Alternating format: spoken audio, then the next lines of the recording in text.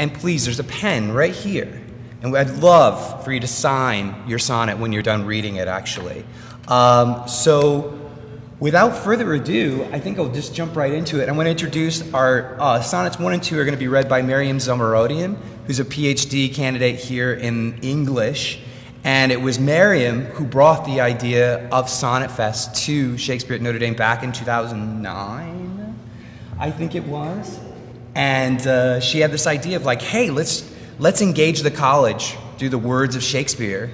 And then it just kind of mushroomed and ballooned from there, and here we are today. And I particularly would just like to dedicate today to you, Miriam, and start the day with you.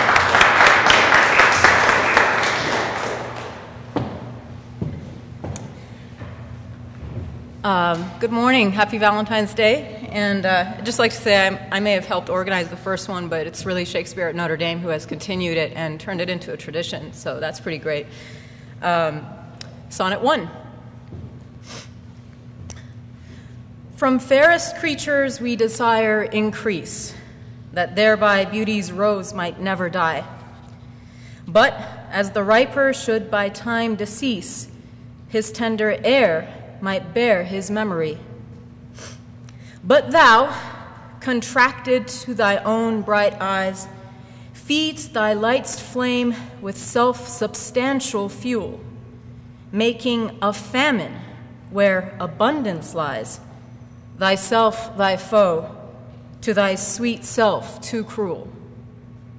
Thou that art now the world's fresh ornament and only herald to the gaudy spring, within thine own bud buryest thy content, and tender churl makest waste in niggarding. Pity the world, or else this glutton be, to eat the world's due by the grave and thee. Sonnet 2. When 40 winters shall besiege thy brow, and dig deep trenches in thy beauty's field, thy youth's proud livery, so gazed on now, will be a tattered weed of small worth held. Then being asked where all thy beauty lies, where all the treasure of thy lusty days, to say, within thine own deep sunken eyes, were an all-eating shame and thriftless praise. How much more praise deserve thy beauty's use, if thou couldst answer, this fair child of mine shall sum my count and make my old excuse, proving his beauty by succession thine. This were to be new made when thou art old, and see thy blood warm when thou feelst it cold. Thank you.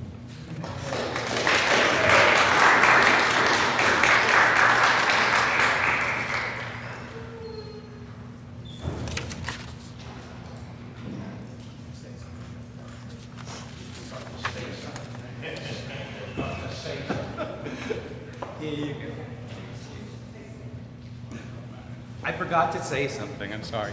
First off, it's exciting. This year we're actually live streaming through our website, shakespeare.nd.edu, and I've also been told you can follow SonnetFest at #brown SonnetFest. Hashtag SonnetFest. Please, thank you. Terry.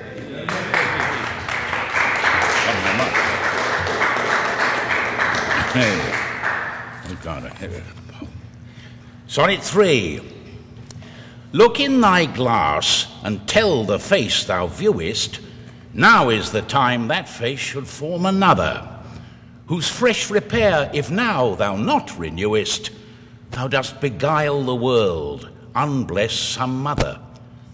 For where is she so fair whose uneared womb disdains the tillage of thy husbandry? Or who is he so fond will be the tomb of his self-love to stop posterity? Thou art thy mother's glass, and she in thee calls back the lovely April of her prime. So thou, through windows of thine age shall see, despite of wrinkles, this thy golden time. But if thou live remembered not to be, die single, and thine image dies with thee. And Sonnet 4. Unthrifty loveliness, why dost thou spend upon thyself thy beauty's legacy? Nature's bequest gives nothing but doth lend, and being frank, she lends to those are free. Then, beauteous niggard, why dost thou abuse the bounteous largesse given thee to give? Profitless usurer, why dost thou use so great a sum of sums, yet canst not live? For having traffic with thyself alone, thou of thyself, thy sweet self dost deceive. Then how, when nature calls thee to be gone, what acceptable audit canst thou leave? Thy unused beauty must be tombed with thee, which used lives the executor to be.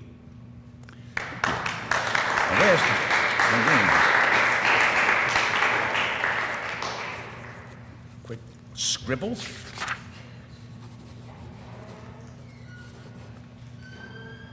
Voila. Thank you.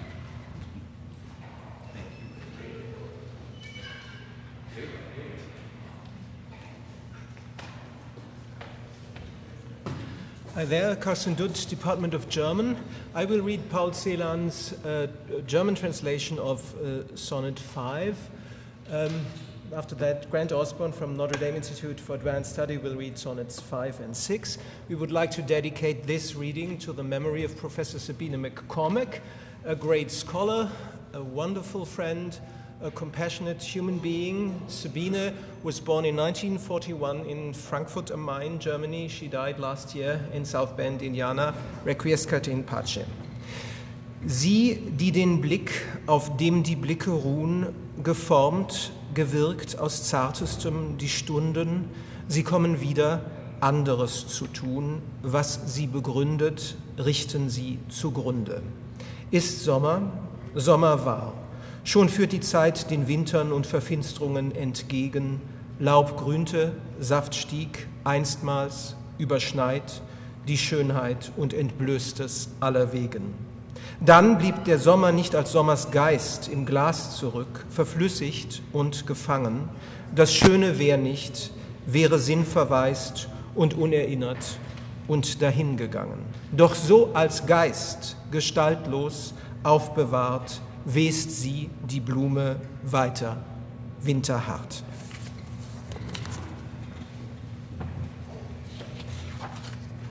Sonnet 5.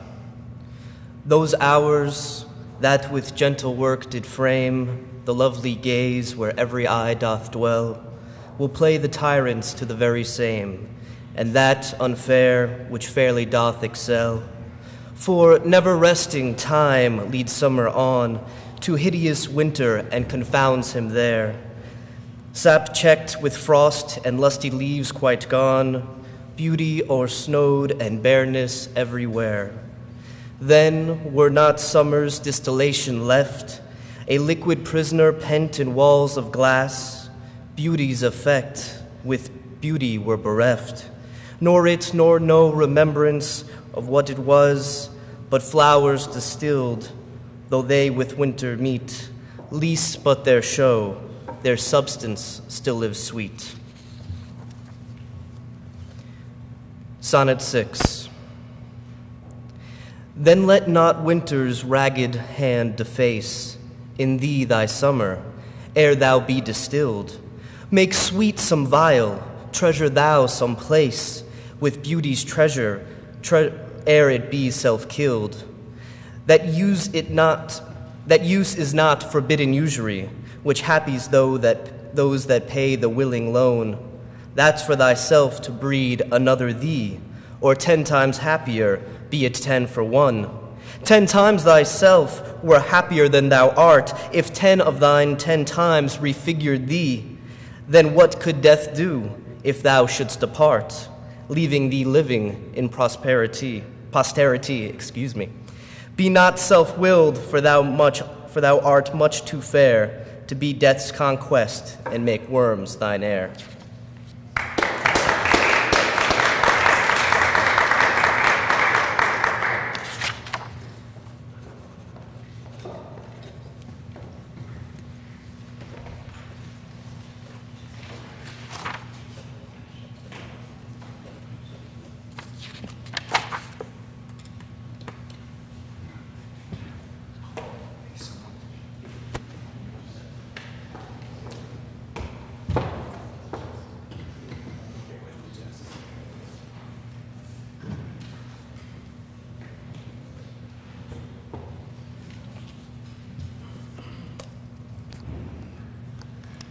Sonnet 7. Lo, in the Orient, when the gracious light lifts up his burning head, each under eye doth homage to his new appearing sight, serving with looks his sacred majesty. And having climbed the steep up heavenly hill, resembling strong youth in his middle age, yet mortal looks adore still his beauty, attending on his golden pilgrimage.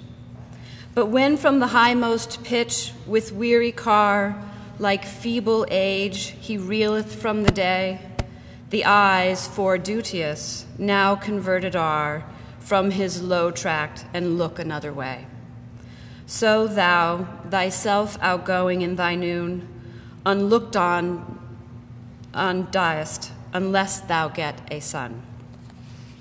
Before I read Sonnet 8, I would like to take a moment to reassure William Shakespeare that I, in fact, have had a son. So, if you don't know the interpretation of this poetry, he is suggesting that we should all have children. So, this is dedicated to my son, Blakey.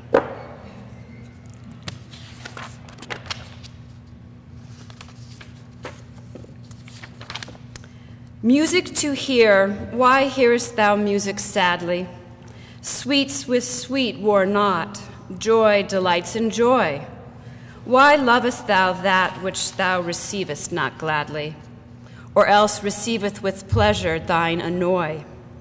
If the true concord of well-tuned sounds by unions married do offend thine ear, they do but sweetly chide thee, who confounds in singleness the parts that thou shouldst bear.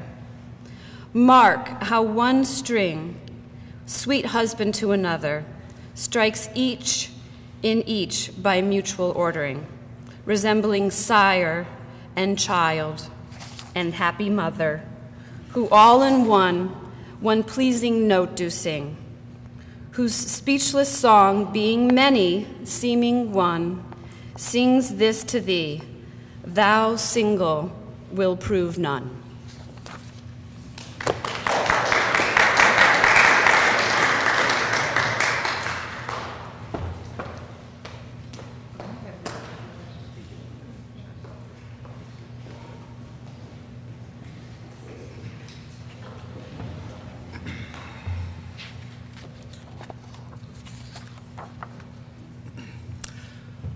Sonnet 9. Is it for fear to wet a widow's eye that thou consumest thyself in single life? Ah, if thou issueless shall hap to die, the world will wail thee like a makeless wife. The world will be thy widow and still weep that thou no form of thee hast left behind, when every private widow well may keep by children's eyes her husband's shape in mind. Look, what an unthrift in the world doth spend shifts but his place, for still the world enjoys it. But beauty's waste hath in the world an end, and kept unused the user so destroys it. No love toward others in that bosom sits, that on himself such murderous shame commits. Sonnet 10. For shame! Deny that thou bearest love to any, who for thyself art so unprovident. Grant, if thou wilt, thou art beloved of many, but that thou none lovest is most evident. For thou art so possessed with murderous hate that 'gainst thyself thou stick'st not to conspire, seeking that beauteous roof to ruinate, which to repair should be thy chief desire. Oh, change thy thought that I may change my mind. Shall hate be fairer lodged than gentle love? Be as thy presence is, gracious and kind, or to thyself at least kind-hearted prove. Make thee another self, for love of me, that beauty still may live in thine or thee.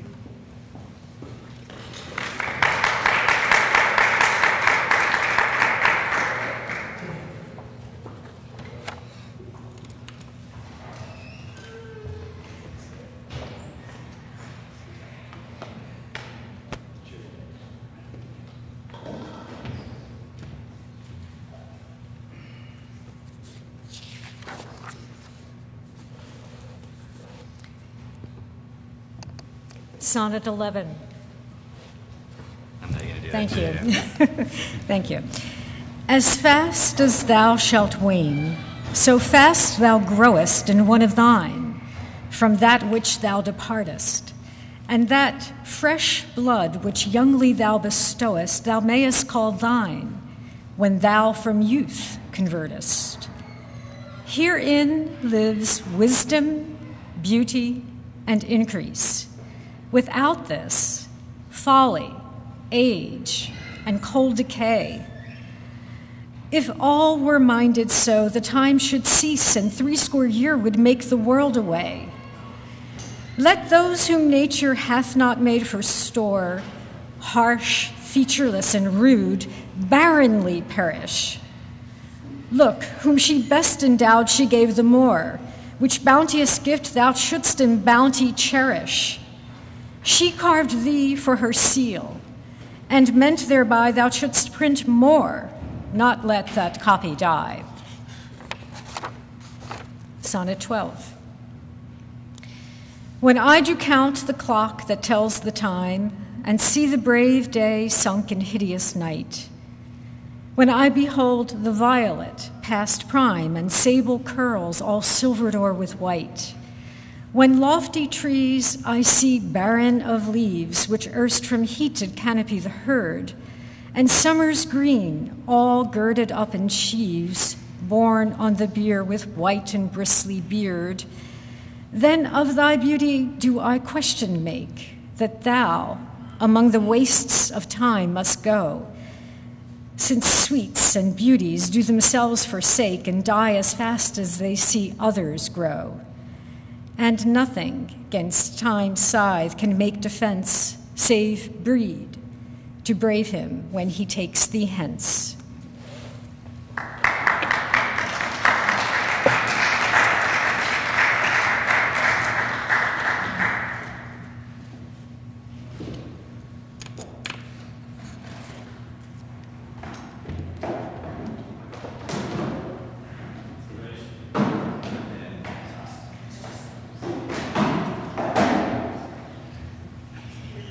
I just want to take a moment here to introduce the next reader, who's Pete Ashmore. Right? 25 and 26? I thought Andrew had...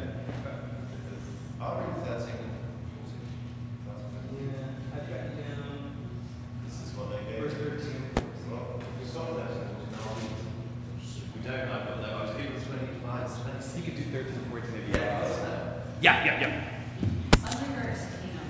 Unrehearsed.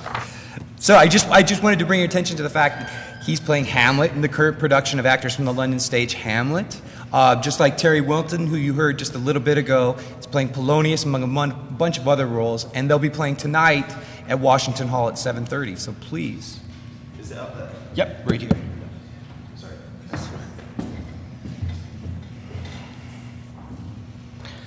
Here we go.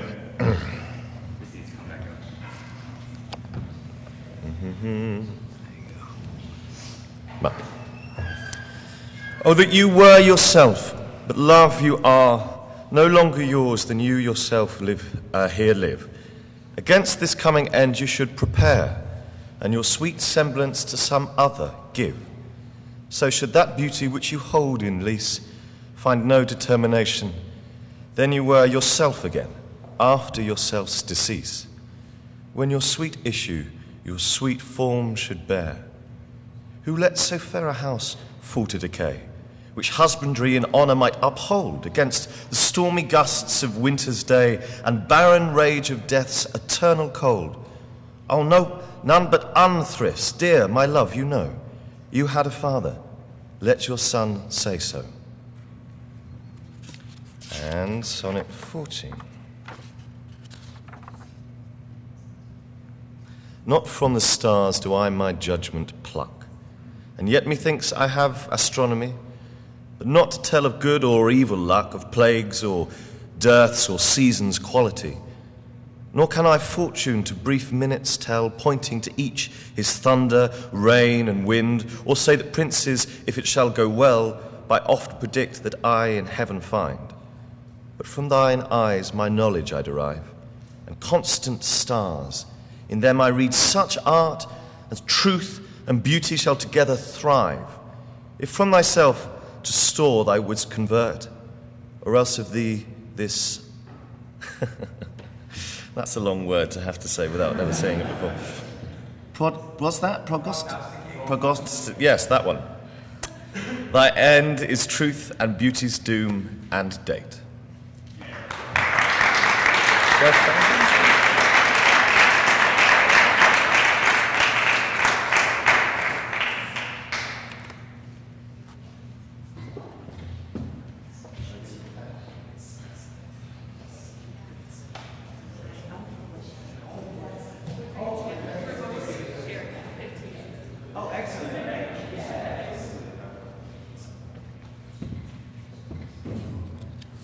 Claire and I decided that it just sounds so much better with a British accent. I wish I could pretend. Sonnet 15.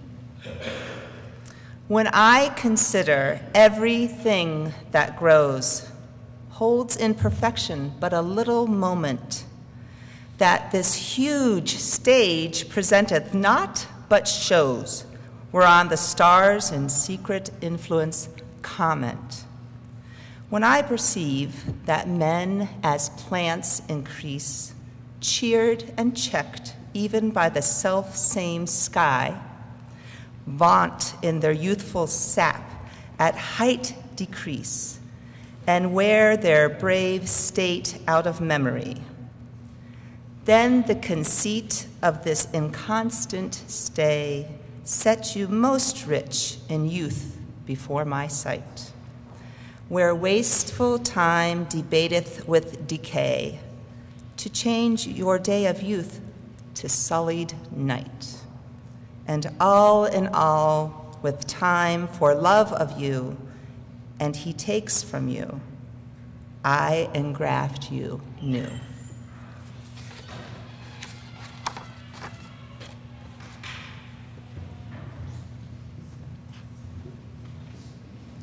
But wherefore do not you a mightier way make war upon this bloody tyrant time, and fortify yourself in your decay with means more blessed than my barren rhyme?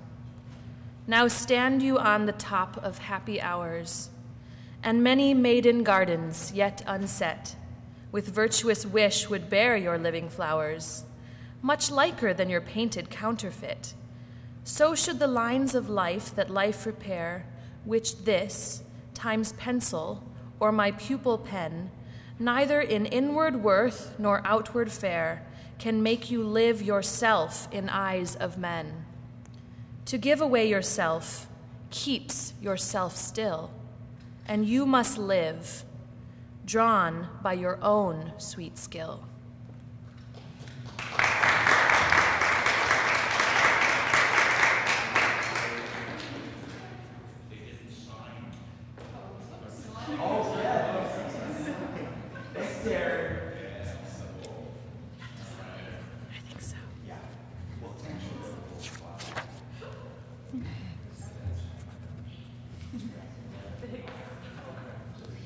Sign the book.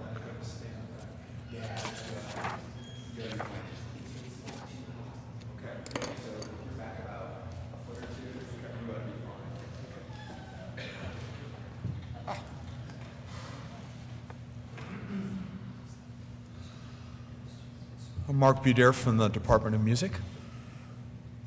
Sonnet 17.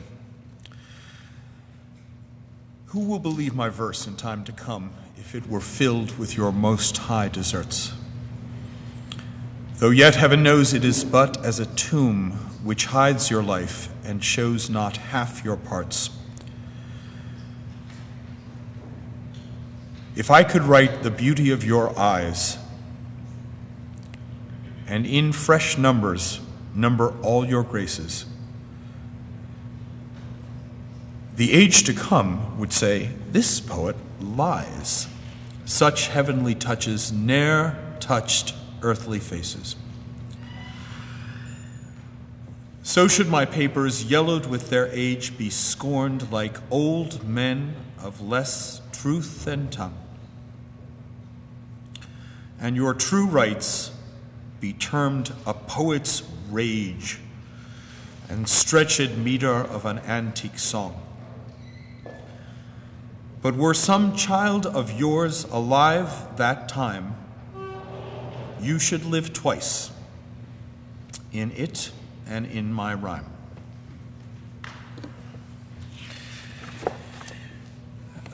This is Sonnet 18, and it is in a version set by John Dankworth, the English composer. I'm just going to step back for a minute. Shall I compare thee to a summer's day? Thou art more lovely and more temperate.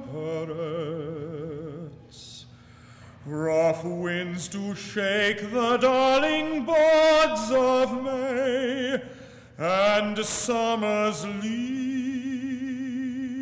has all too short a date.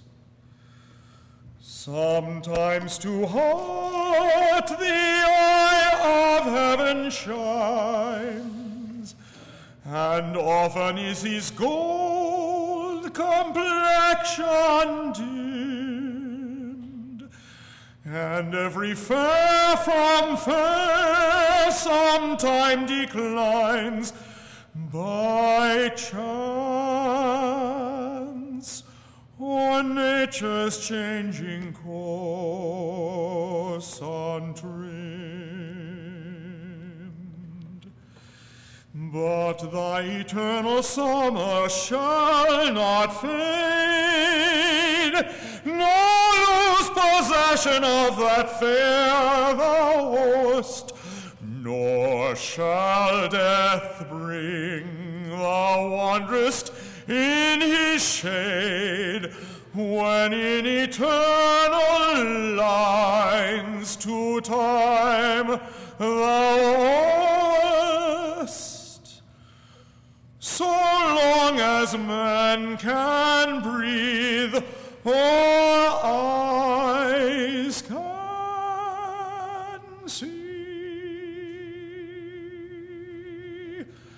so long lives this, and this gives life to thee.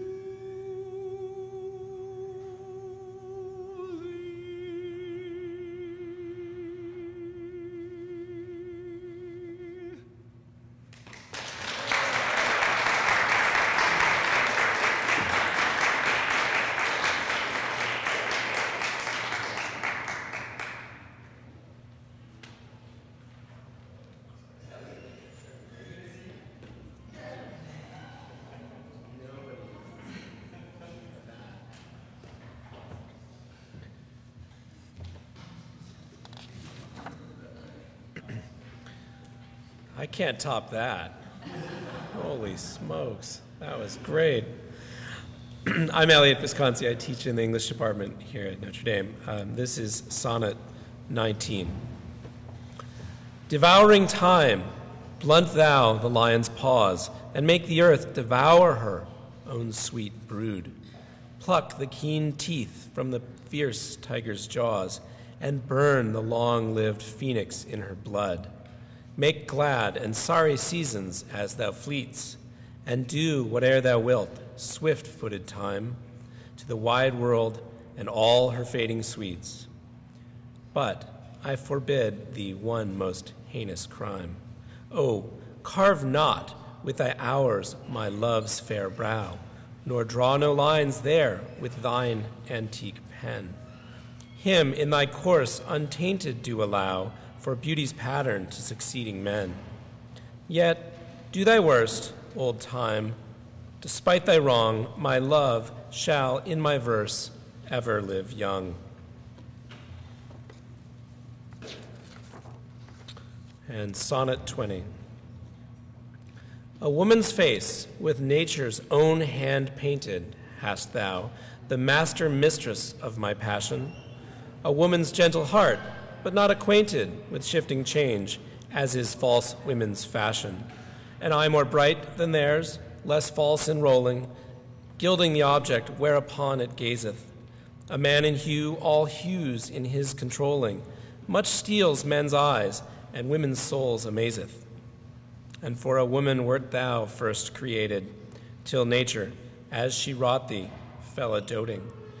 And by addition me of thee defeated, by adding one thing to my purpose nothing. But since she pricked thee out for women's pleasure, mine be thy love, and thine love's use their treasure.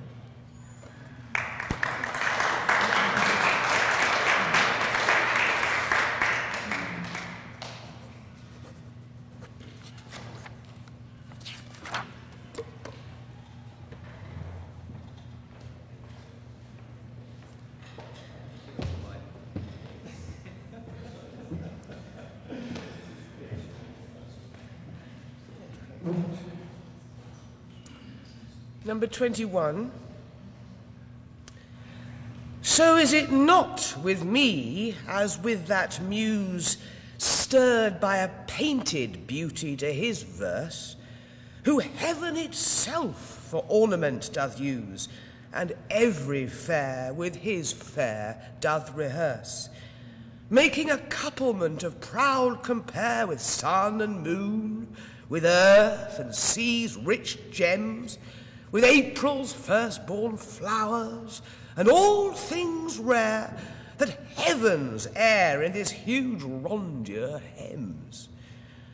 Oh, let me, true in love, but truly right, and then believe me, my love is as fair as any mother's child, though not so bright as those gold candles fixed in heaven's air. Let them say more than like of hearsay well, I will not praise that purpose not to sell.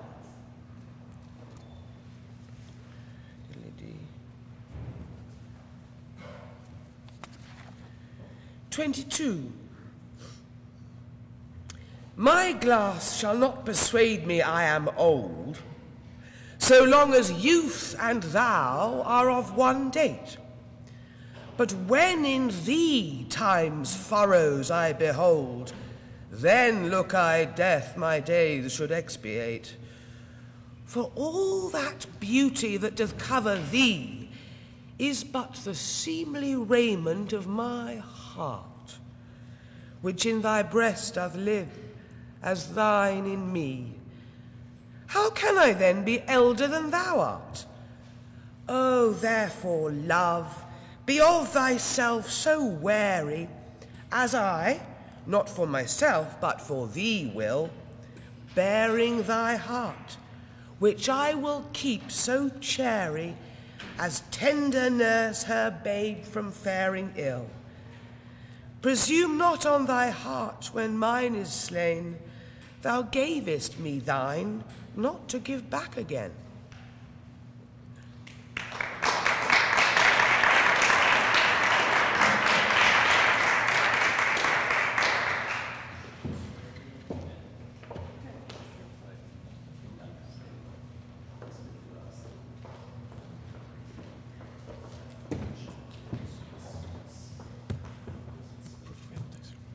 Hi, I'm Jesse Lander. I'm in the English department, and I'll be reading Sonnet 23 and Sonnet 24. I'd like to draw your attention to the happy felicity of that first line.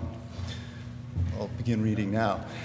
As an unperfect actor on the stage, who with his fear is put besides his part, or some fierce thing replete with too much rage, whose strength's abundance weakens his own heart, so I, for fear of trust, forget to say the perfect ceremony of love's rite, and in my own love's strength seem to decay, overcharged with burden of my own love's might. Oh, let my books be then the eloquence and dumb presagers of my speaking breast, who plead for love and look for recompense, more than that tongue that more hath more expressed. Oh, learn to read what silent love hath writ, to hear with eyes belongs to love's fine wit. Sonnet 24. Mine eye hath played the painter and hath stelled thy beauty's form in table of my heart.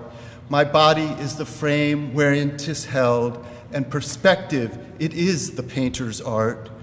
For through the painter must you see his skill, to find where your true image pictured lies, which in my bosom's shop is hanging still, that hath his window glazed with thine eyes.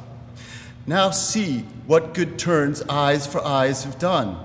Mine eyes have drawn thy shape, and thine for me are windows to my breast, where through the sun delights to peep, to gaze therein on thee. Yet eyes this cunning want to grace their art. They draw but what they see, know not the heart.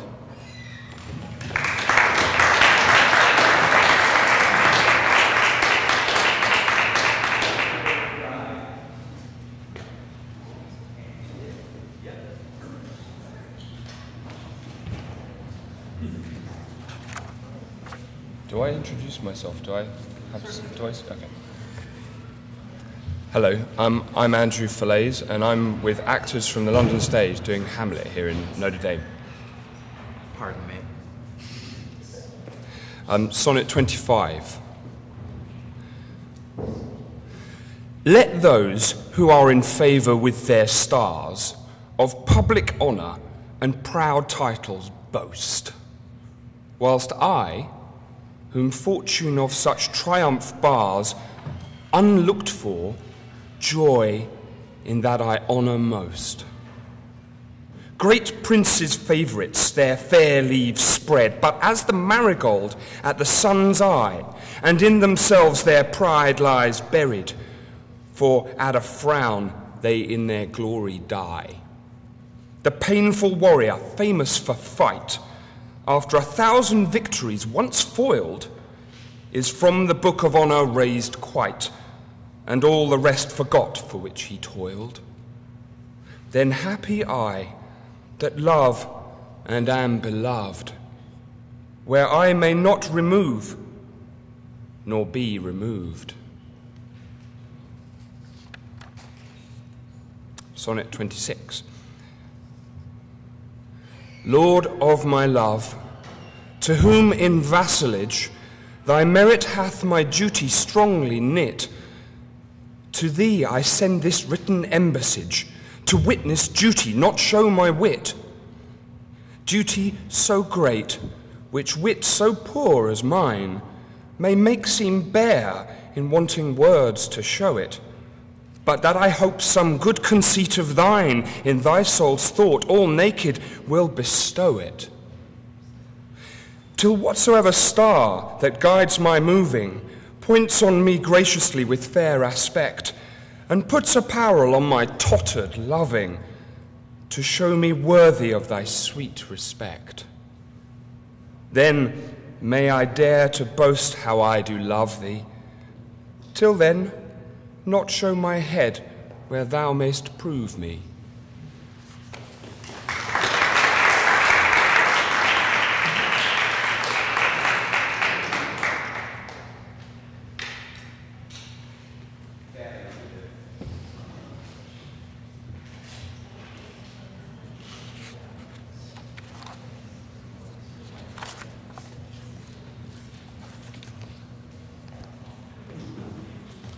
The following two sonnets will be read in Chinese, and I dedicate them to my future girlfriend. I don't have one yet, but hopefully next Valentine's Day. Sonnet 27. 精疲力竭，我赶快到床上躺下，去歇息我那整天劳顿的四肢。但马上我的头脑又整装出发，以劳我的心，当我身已得休息。因为我的思想不辞离乡背井，虔诚的攒成要到你那里进香。睁大我这双沉沉欲睡的眼睛，向着瞎子看得见的黑暗凝望。不过我的灵魂凭着他的幻眼，把你的倩影献给我失明的双眸，像颗明珠在阴森的夜里高悬，变老丑的黑夜为明丽的白昼。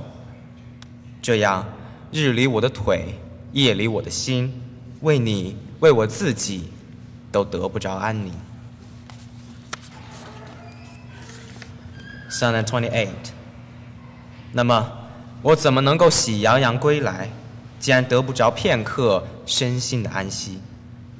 当白天的压逼入夜并不稍衰，只是夜继日，日又继夜的压逼。日和夜平时虽事事各不相下，却互相携手来把我轮流挫折。一个用跋涉，一个却挠挠怒骂，使我离开你更远，虽整天跋涉。为讨好白天，我告他你是光明，在阴云密布时，你将把它映照。我又这样说，去讨黑夜的欢心，当星星不眨眼，你将为它闪耀。但天天白天竟拖长我的苦痛，夜夜黑夜又使我的忧思转凶。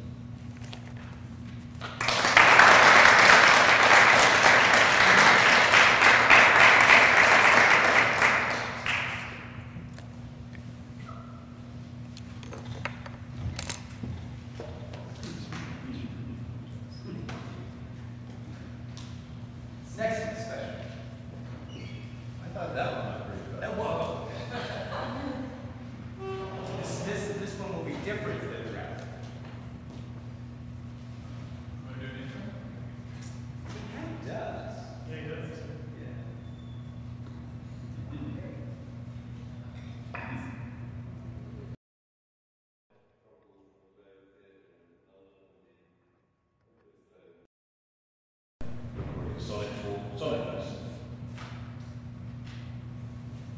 When in disgrace, with fortune and men's eyes, I will know the wound, my outcast state, troubled deaf heaven, with my bootless cries and look upon myself, and curse my fate, wishing me like to one more rich and perfect future, but then, like a new friends possessed, desiring this man's art or that man's scope, but what I most endure, contented least. Yet, in these thoughts, myself almost despising haply, and then my state like to the lark at break of day, arising from solid earth, seems hymns at heaven's gate. For thy sweet love remains such wealth great, that then I scorn to change my state. Let's hear it for now.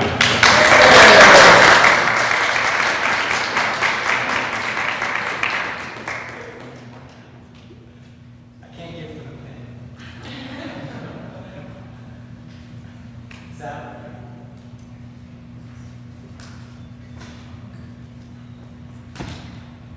Okay, mine isn't as special as that one.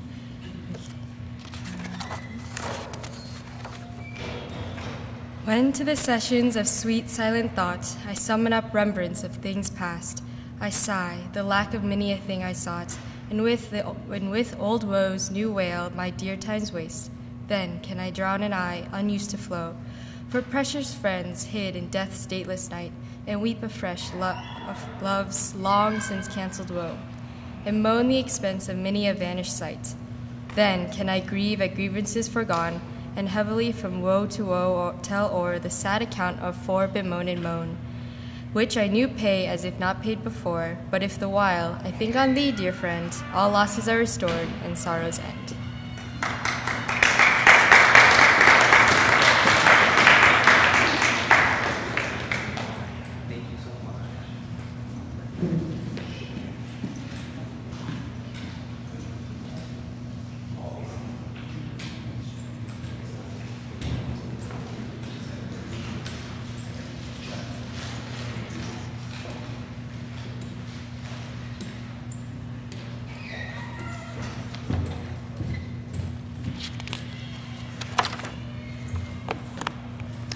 I will read the next two sonnets in English, but I have to add one point. That's the flourish quality of Shakespeare's English does contribute to the development of modern Chinese. Sonnet 31. Thy bosom is endeared with all hearts, which I by lacking have supposed dead, and there reigns love and all love's loving parts, and all those friends which I thought buried. How many a holy and obsequious tear has dear religious love stolen from my eye? As interest of the dead, which now appear but things removed that hidden in thee lie. Thou art the grave where buried love does live, hung with the trophies of my lovers gone, who all their parts of me to thee did give. That due of many now is thy alone. Their images I loved, I view in thee, and thou, all they, hast all the all of me.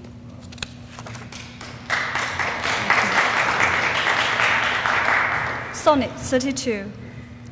If thou survive my well-contended day, when that chill death my bones with dust shall cover, and shalt by fortune once more resurvey these poor rude lines of thy deceased lover, compare them with the battering of the time, and though they be outstripped by every pain, reserve them for my love, not for their rhyme, exceeded by the height of happier men. Oh, then vouchsafe me but this loving thought. Had my friend's muse grown with this growing age, a dearer birth than this his love had brought, to march in ranks of better equipage. But since he died, and poets better prove, theirs for their style I'll read, his for his love. Thank you.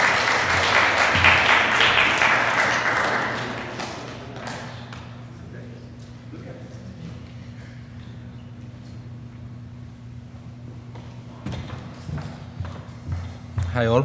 I need a couple of words to introduce these sonnets that I will read in Italian. This is sonnet 33.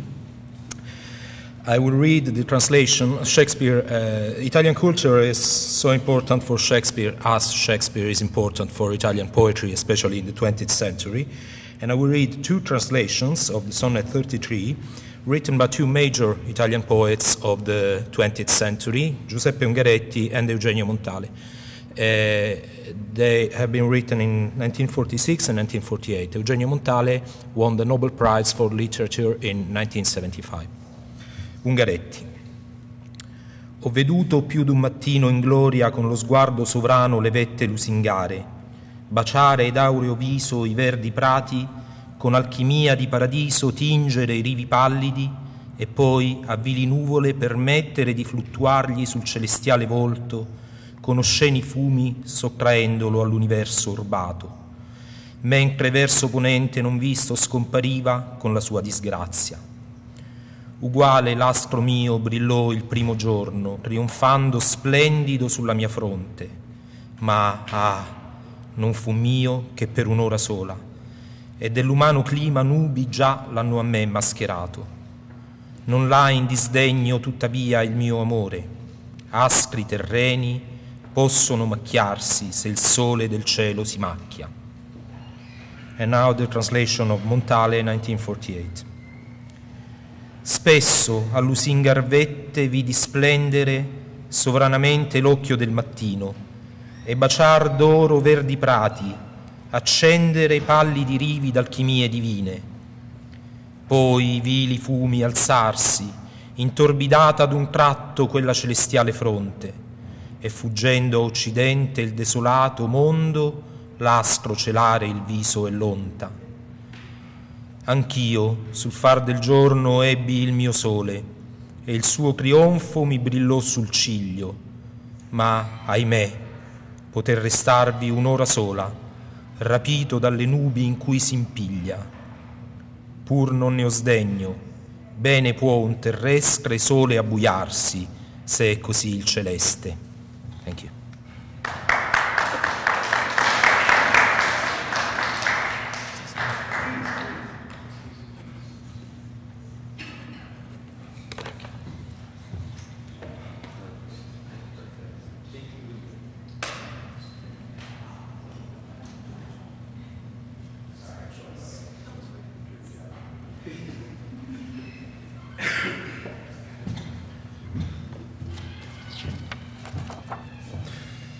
Sonnet number 34, in English. Why didst thou promise such a beauteous day, and make me travel forth without my cloak, to let base clouds o'ertake me in my way, hiding thy bravery in their rotten smoke? 'Tis not enough that through the cloud thou break, to dry the rain on my storm-beaten face, for no man well of such a salve can speak that heals the wound and cures not the disgrace. Nor can thy shame give physic to my grief. Though thou repent, yet I have still the loss. The offender's sorrow lends but weak relief to him that bears the strong offense's cross. Ah, but those tears are pearl which thy love sheds, and they are rich and ransom all ill deeds.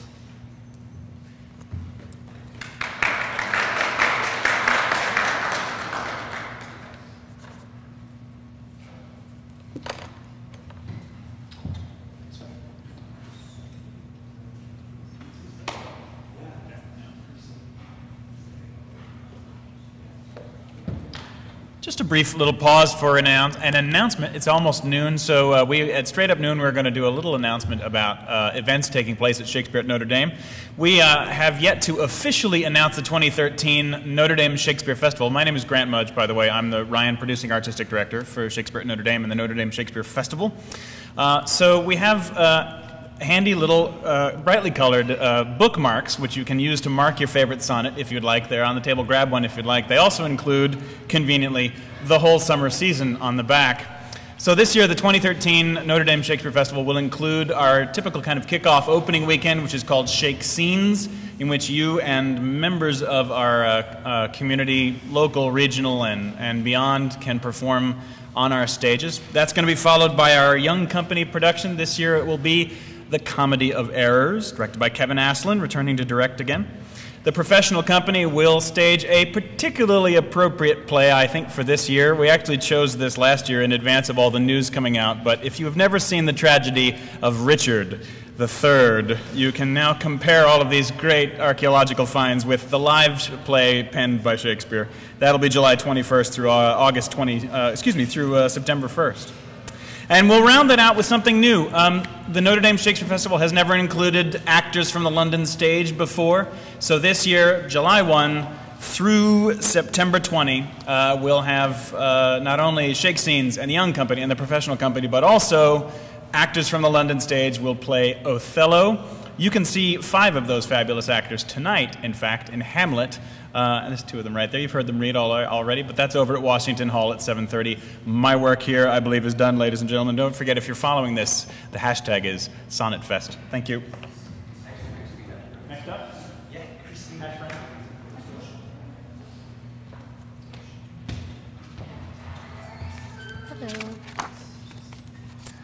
Hello. Number 35. No more be grieved at that which thou hast done. Roses have thorns, and silver fountains mud. Clouds and eclipses stain both moon and sun, and loathsome canker lives in sweetest bud. All men make faults, and even I in this, authorizing thy trespass with compare, myself corrupting, salving thy amiss, excusing thy sins more than thy sins are.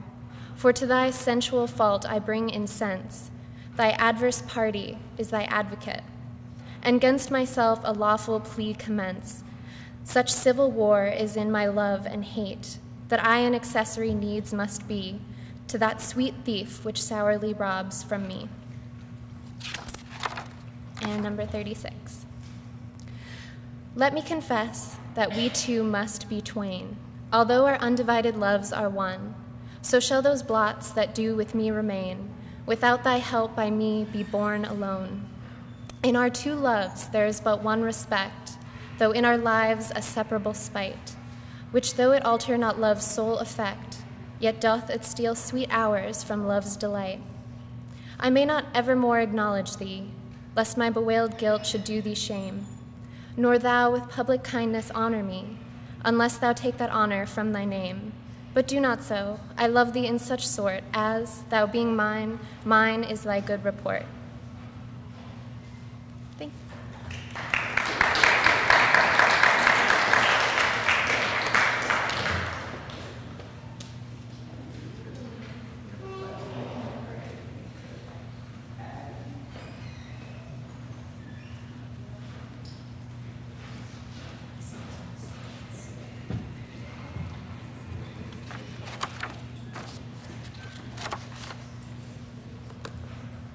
Sonnet 37. As a decrepit father takes delight to see his active child do deeds of youth, so I, made lame by fortune's dearest spite, take all my comfort of thy worth and truth. For whether beauty, birth, or wealth, or wit, or any of these all, or all, or more, entitled in thy parts do crowned sit, I make my love engrafted to this store. So then I am not lame, poor, nor despised, while that this shadow doth such substance give, that I in thy abundance am sufficed, and by a part of all thy glory live. Look what is best, that best I wish in thee. This wish I have, 10 times happy me. Sonnet 38. How can my muse want subject to invent, while thou dost breathe, that pourest into my verse, thine own sweet argument too excellent for every vulgar paper to rehearse? O give thyself the thanks, if aught in me worthy perusal stand against thy sight. For who's so dumb that cannot write to thee, when thou thyself dost give invention light? Be thou the 10th muse, 10 times more in worth than those old 9 which rhymers invocate. And he that calls on thee, let him bring forth eternal numbers to outlive long date. If my slight muse do please these curious days, the pain be mine, but thine shall be the praise.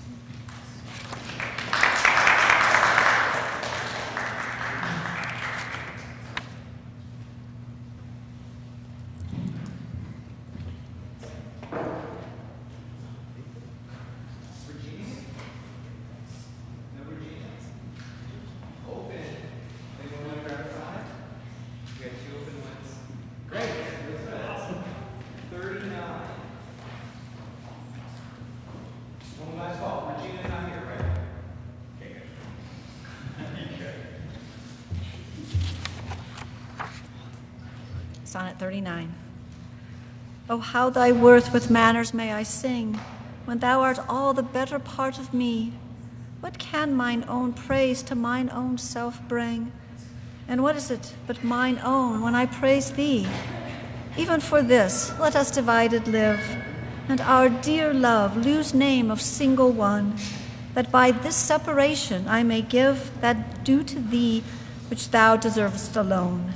O absence, what a torment wouldst thou prove, were it not thy sour leisure gave sweet leave to entertain the time with thoughts of love, which time and thought so sweetly doth deceive, and that thou teachest how to make one twain by praising him here who doth hence remain.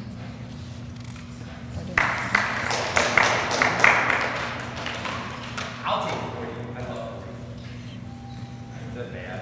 Does anyone else want? Go for it. All right, this is good. Here. Get to see you later, but Sonnet 40. Excuse me.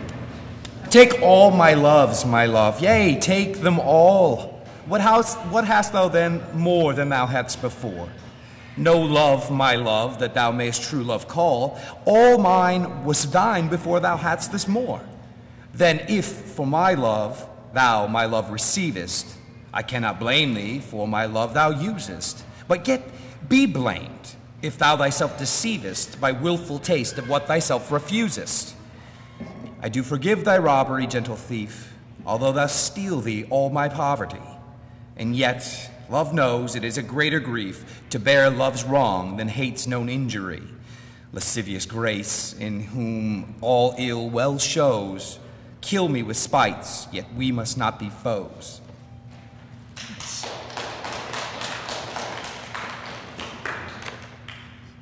Peter Holly read that one last year.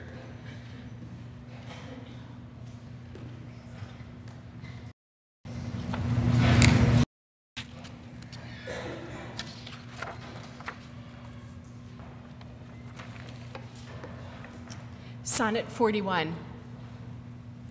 Those petty wrongs that liberty commits, when I am sometimes absent from thy heart, thy beauty and thy years full well befits, for still temptation follows where thou art. Gentle thou art, and therefore to be won. Beauteous thou art, and therefore to be assailed. And when a woman woos, what woman's son will sourly leave her till she hath prevailed? I me, but yet thou mightst my seat forbear, and chide thy beauty and thy straying youth, who lead thee in their riot, even there, where thou art forced to break a twofold truth. Hers by thy beauty, tempting her to thee, thine by thy beauty, being false to me. Sonnet 42. That thou hast her, it is not all my grief, and yet it may be said that I loved her dearly. That she hath thee is of my wailing chief, a loss in love that touches me more nearly. Loving offenders, thus I will excuse ye. Thou dost love her because thou knowest I love her, and for my sake even so doth she abuse me. Suffering my friend for my sake to approve her, if I lose thee, my loss is my love's gain. And losing her, my friend hath found that loss. Both find each other, and I lose both twain, and both for my sake lay on me this cross. But here's the joy, my friend and I are one. Sweet flattery, then she loves but me alone.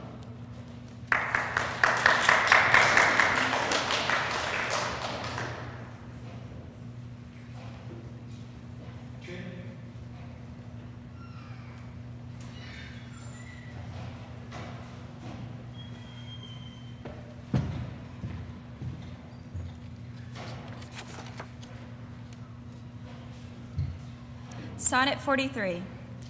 When most I wink, then do mine eyes best see, for all the day they view things unrespected. But when I sleep, in dreams they look on thee, and darkly bright are bright and dark directed. Then thou, whose shadows doth make bright, how would thy shadows form happy show to the clear day with thy much clearer light, when to unseeing eyes thy shades shine so? How would, I'd say, mine eyes be blessed made by looking on thee in the living day, when in dead night thy fair imperfect shade, though heavy sleep on sightless eyes doth stay. All days are nights to see till I see thee, and nights bright days when dreams do show thee me. Sonnet 44. If the dull substance of my flesh were thought, injurious distance should not stop my way, for then, despite of space, I would be brought from limits far remote where thou dost stay. No matter then, although my foot did stand upon the farthest earth removed from thee, For nimble thought can jump both sea and land as soon as think the place where he would be. But thought kills me that I am not thought, to leap large lengths of miles when thou art gone, but that so much of earth and water wrought, I must attend time's leisure with my moan, receiving not by elements so slow, but heavy tears, badges of either's woe.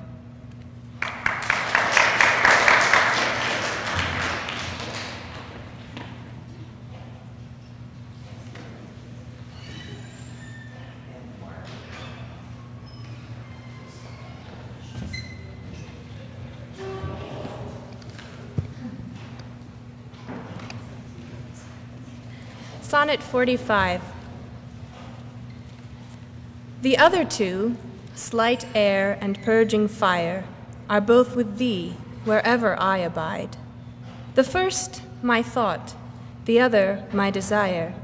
These, present, absent, with swift motion slide.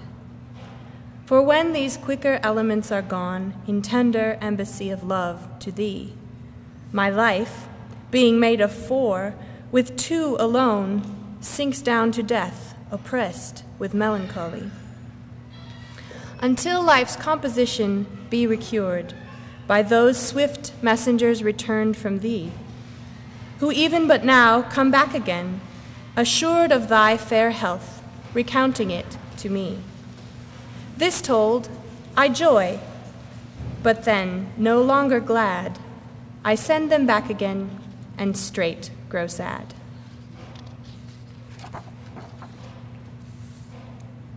Sonnet 46.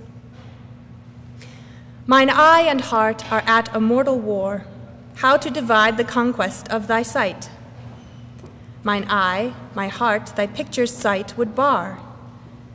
My heart, mine eye, the freedom of that right. My heart doth plead that thou in him dost lie, a closet never pierced with crystal eyes. But the defendant doth that plea deny, and says in him thy fair appearance lies. To cite this title is impaneled a quest of thoughts, all tenants to the heart, and by their verdict is determined the clear eye's moiety and the dear heart's part, as thus. Mine eye's due is thy outward part, and my heart's right, thy inward love of heart.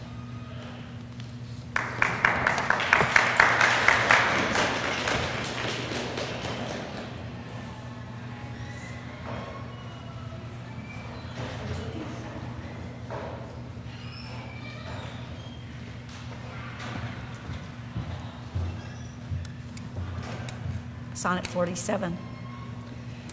Betwixt mine eye and heart a league is took, and each doth good turns now unto the other.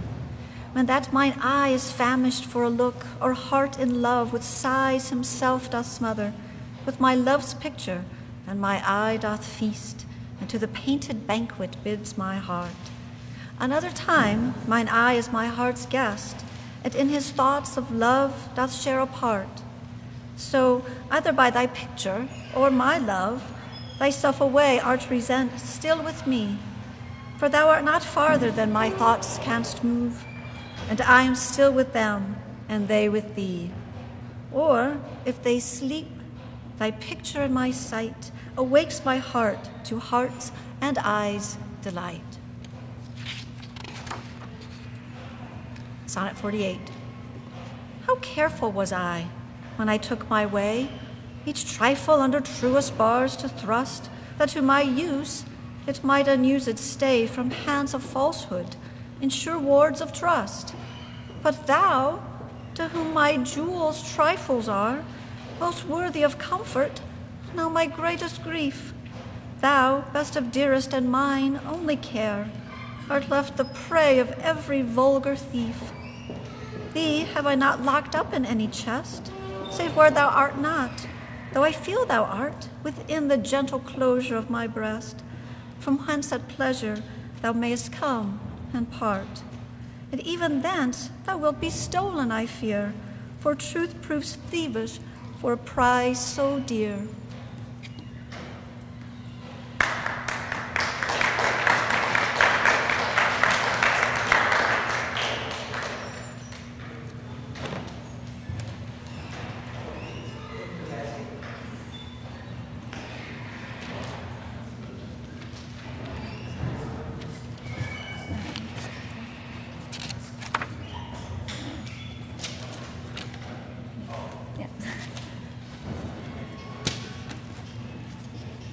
Thank you. Before I start, I would like to dedicate this to my amazing teacher, Elizabeth Smith-Meyer, and thank her for bringing us to the SonnetFest. Against that time, if ever that time come, when I shall see thee frown on my defects, when as thy love hath cast his utmost sum, called to that audit by advised respects. Against that time, when thou shalt strangely pass, and scarcely greet me with that sun thine eye, when love, converted from the thing it was, shall reasons find of settled gravity. Against that time do I ensconce me here within the knowledge of mine own desert, and this my hand against myself uprear, to guard the lawful reasons on thy part. To leave poor me thou hast the strength of laws, since why to love I can allege no cause. Sonnet 50. How heavy do I journey on the way, when what I seek, my weary travels end, doth teach that ease and that repose to say, thus far the miles are measured from thy friend. The beast that bears me, tired with my woe, plods dully on, to bear that weight in me, as if by some instinct the wretch did know his rider loved not speed. Being made from thee, the bloody spur cannot provoke him on and that something anger thrusts into his hide, which heavily he answers with a groan, more sharp to me than spurring to his side. For that same groan doth put this in my mind, my grief lies onward and my joy behind.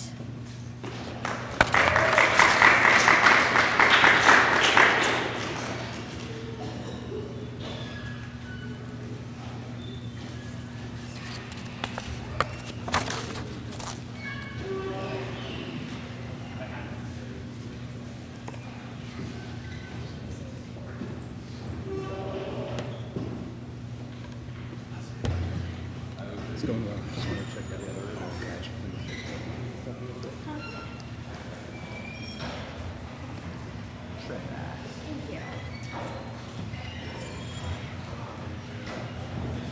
Okay, I also want to dedicate this to our teacher, Elizabeth, for being such a great teacher and, being the mentor to us. Okay, Sonnet 51. Thus can my love excuse the slow offense of my dull bearer when from thee I speed. From where thou art, why should I haste me thence? Till I return, of posting is no need. Oh, what excuse will my poor beast then find, when swift extremity can seem but slow? Then should I spur, thou mounted on the wind, and winged speed no motion shall I know. Then can no horse with my desire keep pace. Therefore desire of perfectest love being made, shall neigh no dull flesh in his fiery race, but love, for love thus shall excuse my jade. Since from thee going he went woeful slow, towards thee I'll run and give him leave to go. Sonnet 52.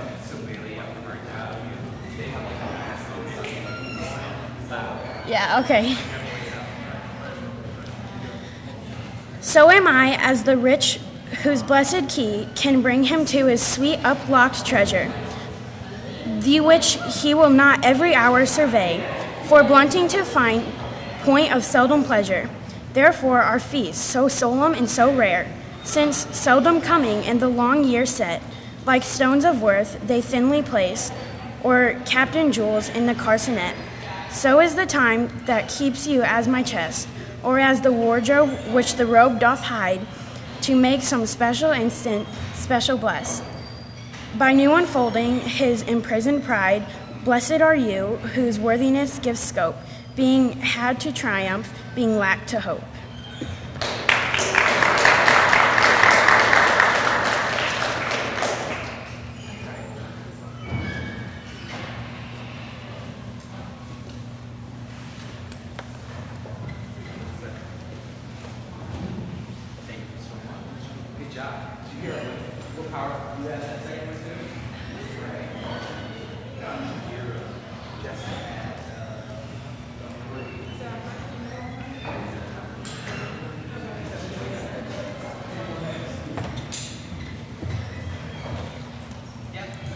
Okay, I also wanted to dedicate this to Elizabeth for introducing us to Shakespeare and bringing us here. Sonnet 53. Okay. What is your substance? Where... You'll find it. Okay. Here. Okay. Okay, thank you. There you go. What is your substance? Whereof are you made? There you go. That millions of strange shadows on your tent. Since everyone hath, everyone, one shade, and you, but one. Can every shadow lend, describe Adonis, and the counterfeit? It's poorly imitated after you. On Helen's cheek, all art of beauty set, and you in Grecian tires are painted new. Speak of the spring and poison of the year. The one doth shadow of your beauty show, and the other as your bounty doth appear. In you and every blessed shape we know, in all external grace, you have some part, but you like none. None of you for constant heart. Sonnet 54. Huh?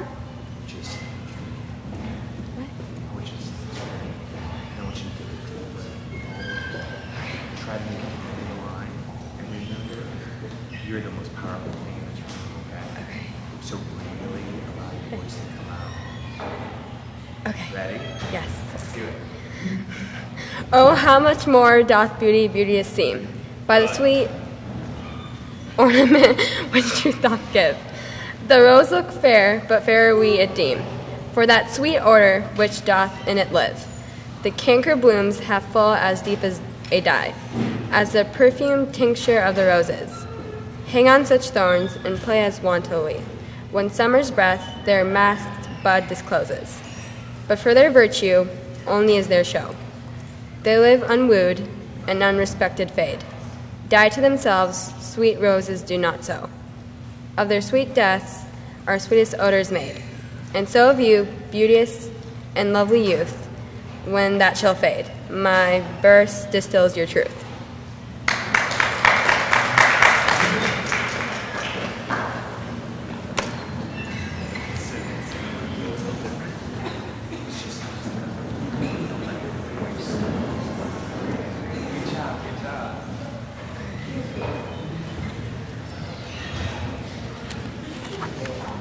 Sonnet 55. Tell you the same thing. Breathe down. Just breathe all the way down. Push through the end of the line. You gotta compete with all this noise. So use it. Be loud. Have fun. Not marble, nor the gilded monuments of princes shall outlive this powerful rhyme, but you shall shine more bright in these contents than unswept stone besmeared with sluttish time. When wasteful war shall statues overturn, and broils root out the work of masonry, nor Mars his sword, nor war's quick fire shall burn the living record of your memory. 'Gainst death and all oblivious enmity shall you pace forth. Your praise shall still find room, even in the eyes of all posterity, that wear this world out to the ending doom. So, till the judgment that yourself arise, you live in this, and dwell in lovers' eyes.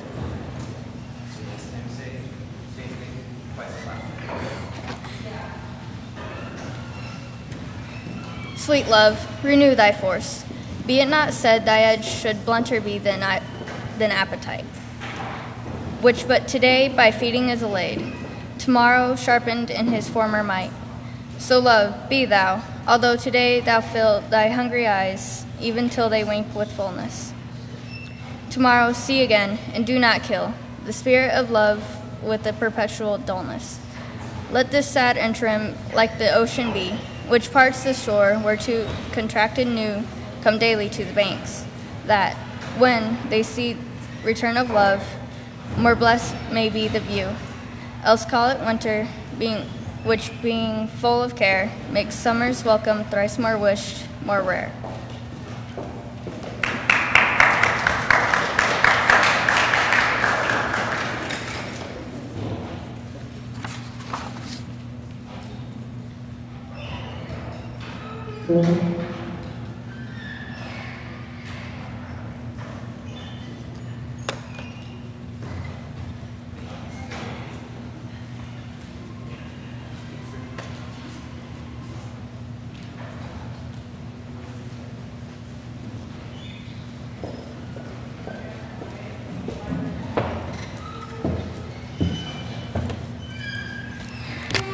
I'm going to be reading these two sonnets in a translation into Russian by Modest Tchaikovsky, who's the brother of the composer Pyotr Tchaikovsky.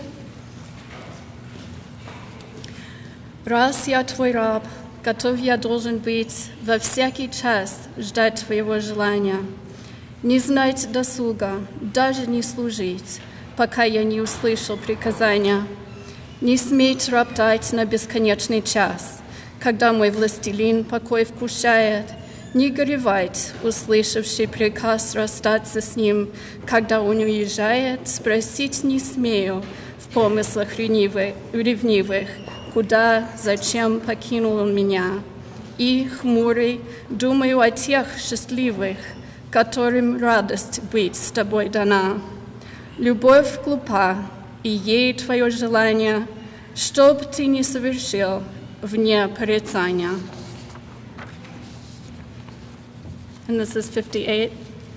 Тот Бог, кто обратил меня в раба, велел не проверять твои досуги, не требовать отчета у тебя и быть всегда готовым для услуги. О, дай снести, когда я пред тобой, отсутствие преград твоей свободы. Терпение дай, смиренного тоской, переносить измен твоих невзгоды. Где хочешь, будь, ты полный властелин всех дел твоих и времяпровождения. Себя ты можешь миловать один, совершая над собою преступления. Хоть ожидание ад, я должен ждать, и что бы ты ни сделал, не роптать.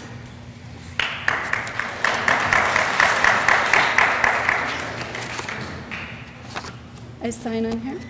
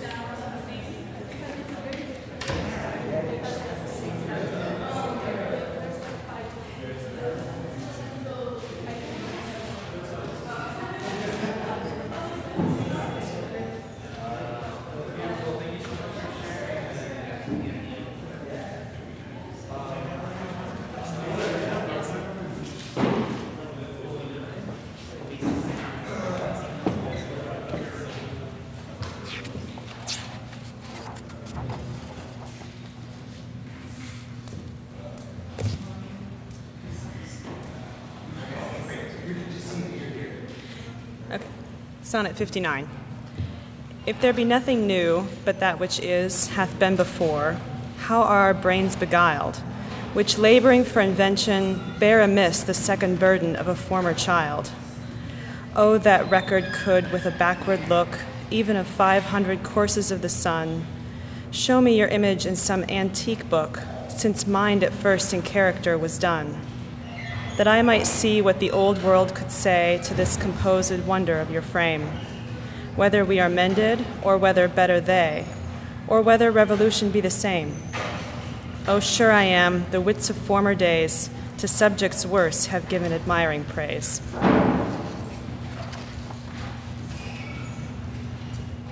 Sonnet 60.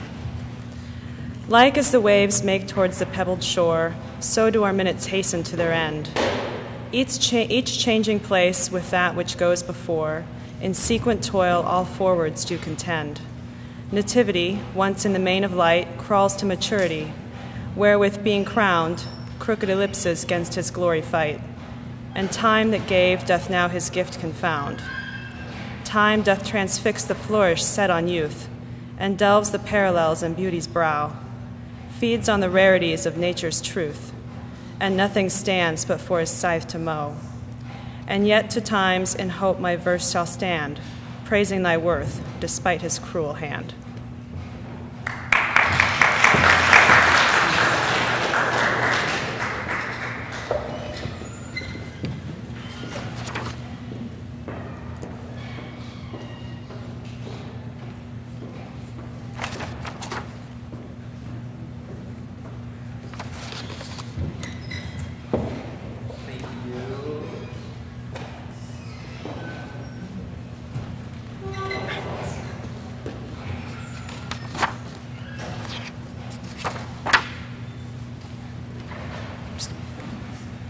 61, right? 61. Sonnet 61. Is it thy will that image should keep open my heavy eyelids to the weary night? Dost thou desire my slumbers should be broken, while shadows like to thee do mock my sight? Is it thy spirit that thou send'st from thee so far from home into my deeds to pry, to find out shames and idle hours in me, and scope and tender of thy jealousy? Oh no, thy love, though much, is not so great. It is my love that keeps my eye awake, mine own true love that doth my rest defeat, to play the watchman ever for thy sake. For thee watch I whilst thou dost wake elsewhere, from me far off, with others all too near. 62. Sin of self-love possessed all mine eye, all my soul and all my every part. And for this sin there is no remedy. It is so grounded inward in my heart. Methinks no face so gracious as mine, no shape so true, no truth of such account. And for myself mine own worth do define, as I all other in all worth surmount. But when my glass shows me myself indeed, beaten and chopped with tanged antiquity, mine own self-love quite contrary I read. Self so self-loving were iniquity. 'Tis thee, myself, that for myself I praise, painting my age with beauty of thy days.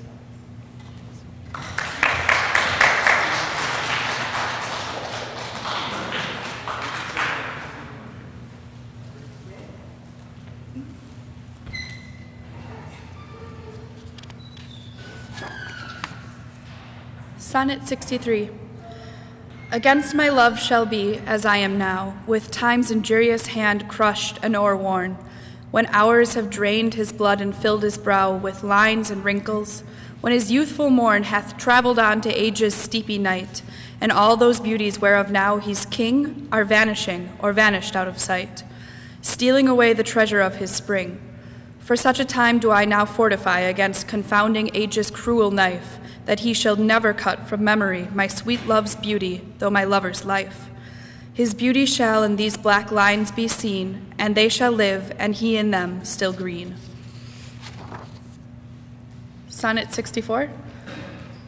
When I have seen by time's fell hand defaced the rich proud cost of outworn buried age, when sometime lofty towers I see downraised, and brass eternal slave to mortal rage, when I have seen the hungry ocean gain advantage on the kingdom of the shore, and the firm soil win of the watery main, increasing store with loss, and loss with store, when I have seen such interchange of state, or state itself confounded to decay, ruin hath taught me thus to ruminate, that time will come and take my love away.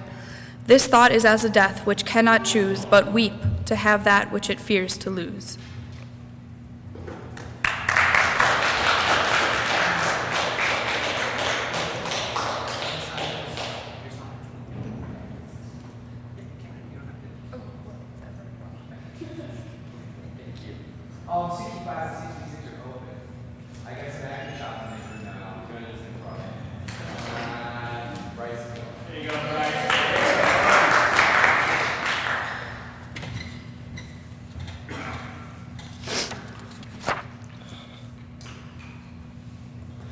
Since brass nor stone, nor earth, nor boundless sea, but sad morality o'ersways their power, how with this rage shall beauty hold a plea, whose action is no stronger than a flower? Oh, how shall summer's honey breath hold out against the wreckful siege of battering days, when rocks impregnable are not too stout, nor gates of steel so strong but time decays? O fearful meditation, where alack, shall time's best jewel from time's chest lie hid? Or what strong hand can hold his swift foot back, or who his spoil of beauty can forbid. O none, unless this miracle have might, that in black ink my love may still shine bright.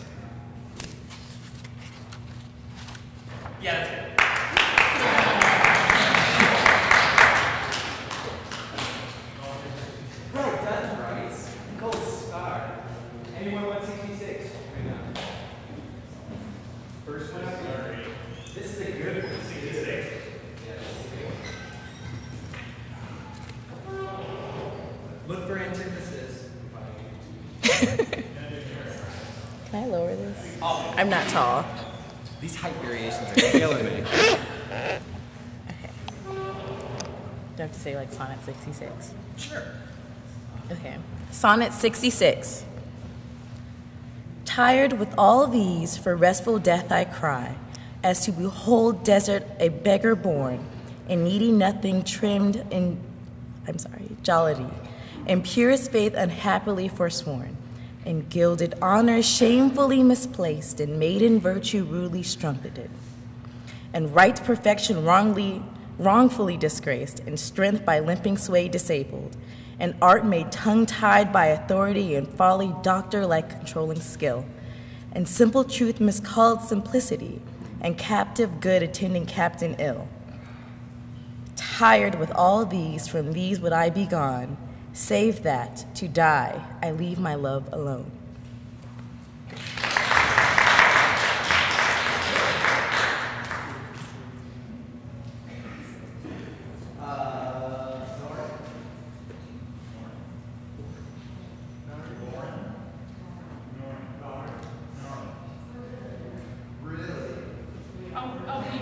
I'll be this person if she isn't here. Perfect.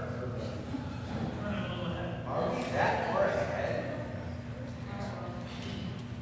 Wow. How did that happen? Good. Yeah, we're about 5 minutes ahead. Let's just take like a 3-minute break here. Sure. Yeah.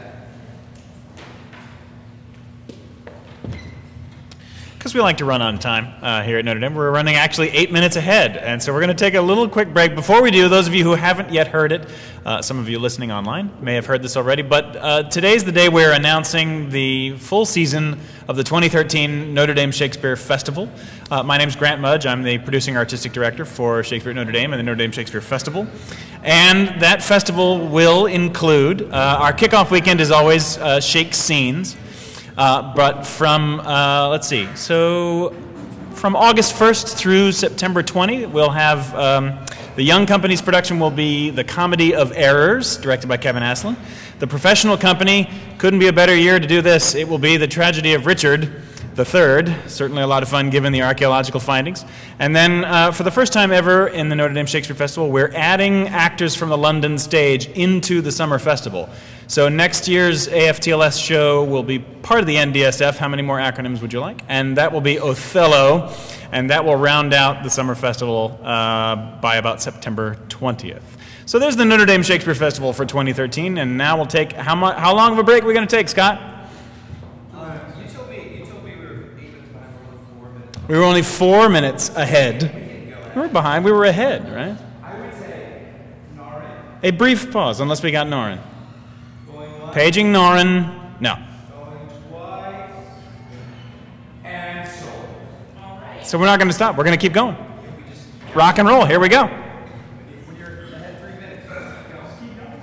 Is the poem up there? Yes. Excellent. I was going to say your name is Norin, but Oh, well. We'll pretend.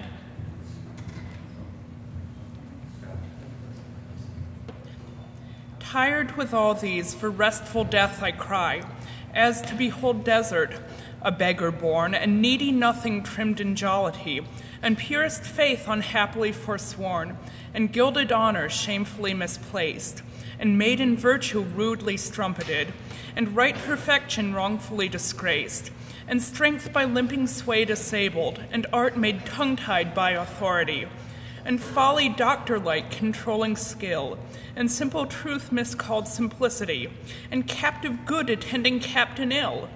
Tired with all these, from these would I be gone, save that, to die, I leave my love alone.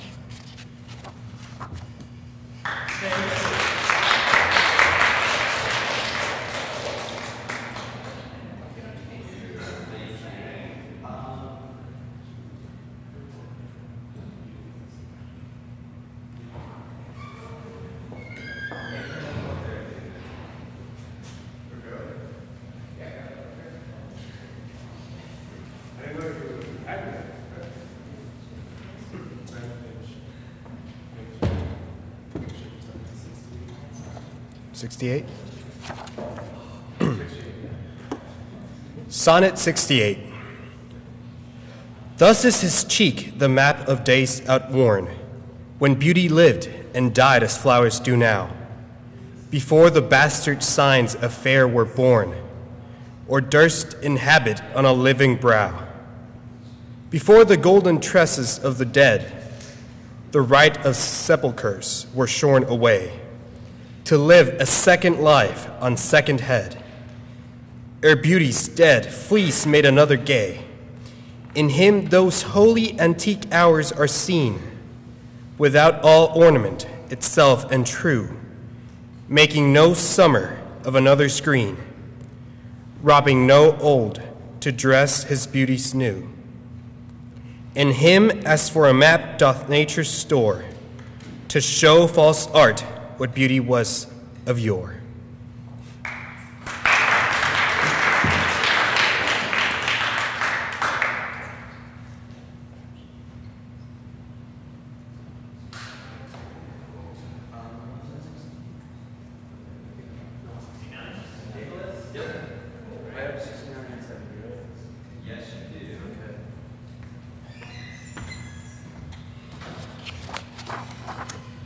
Sonnet 69.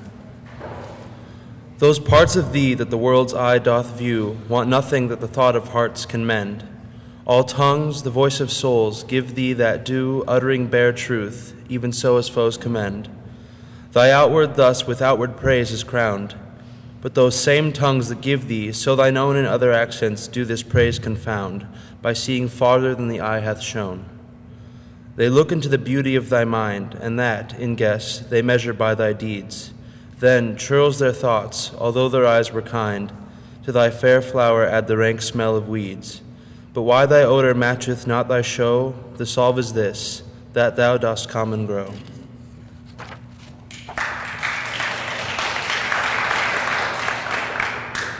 And Sonnet 70.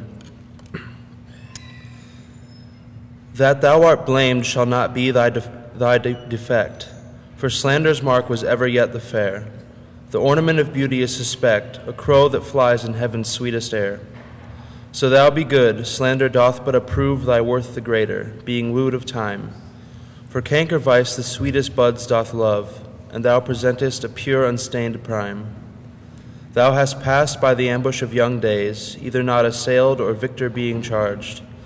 Yet this thy praise cannot be so thy praise, to tie up envy evermore enlarged. If some suspect of ill masked not thy show, then thou alone kingdoms of heart shouldst owe.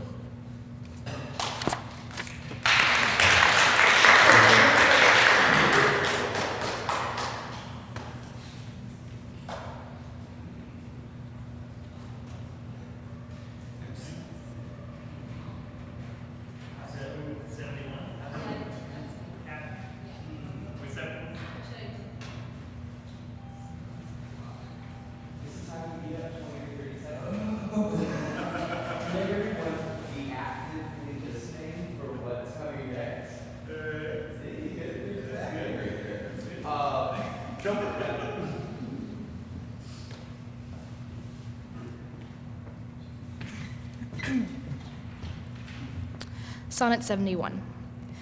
No longer mourn for me when I am dead, then you shall hear the surly sullen bell give warning to the world that I am fled from this vile world with vilest worms to dwell.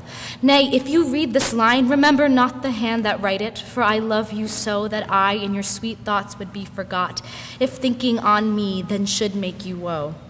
Oh, if I say you look upon this verse when I perhaps compounded am with clay, do not so much as my poor name rehearse, but let your love even with my life decay. lest the wise world should look into your moan and mock you with me after I am gone. Stay right there. I can do this to you. Oh, yeah. Do it again. Okay. Take your time. Okay. Own it. No longer mourn for me when I am dead. Then you shall hear the surly, sullen bell give warning to the world that I am fled. Good. From this vile world with vilest worms to dwell. Nay, if you read this line, remember not the hand that write it, for I love you so that I in your sweet thoughts would be forgot, if thinking on me then should make you woe. Oh, if I say you look upon this verse, when I perhaps compounded Eden with clay, do not so much as my poor name rehearse, but let your love even with my life decay, lest the wise world should look into your moan and mock you with me after I am gone. Good.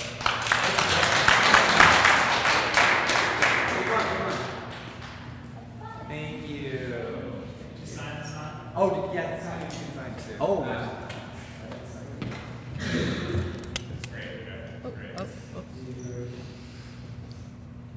This is a confusing pen.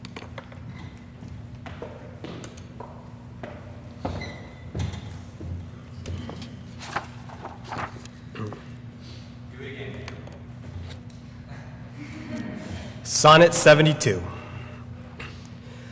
Oh, lest the world should task you to recite what merit lived in me that you should love after my death, dear love, forget me quite. For you and me can nothing worthy prove, unless you would devise some virtuous lie, to do more for me than mine own desert, and hang more praise upon deceased eye than niggard truth would willingly impart. Oh, lest your true love may seem false in this, that you for love speak well of me untrue, my name be buried where my body is, and live no more to shame nor me nor you.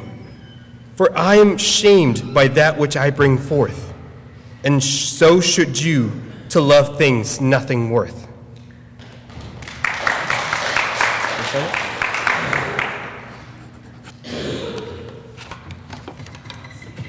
Oh, there it is.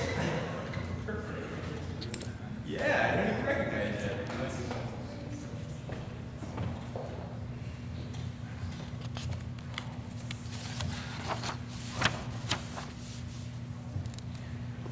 How's your Italian? I always thought Sonnet 73 was spoken by an old man sitting on a park bench next to his wife of many years when he's just been diagnosed with terminal cancer. And he turns to her and he says these lines. So that's a thought that I would like to leave you with here on this joyous Valentine's Day occasion. And in Italian it would sound like this. In me tu vedi quel periodo dell'anno quando nessuno o poche foglie gialle ancora resistono su quei rami che fremono contro il freddo, nudi archi in rovina ove briosi cantarono gli uccelli. In me tu vedi il crepuscolo di un giorno che dopo il tramonto svanisce all'occidente e a poco viene inghiottito dalla notte buia, ombre di quella vita che tutto confina in pace.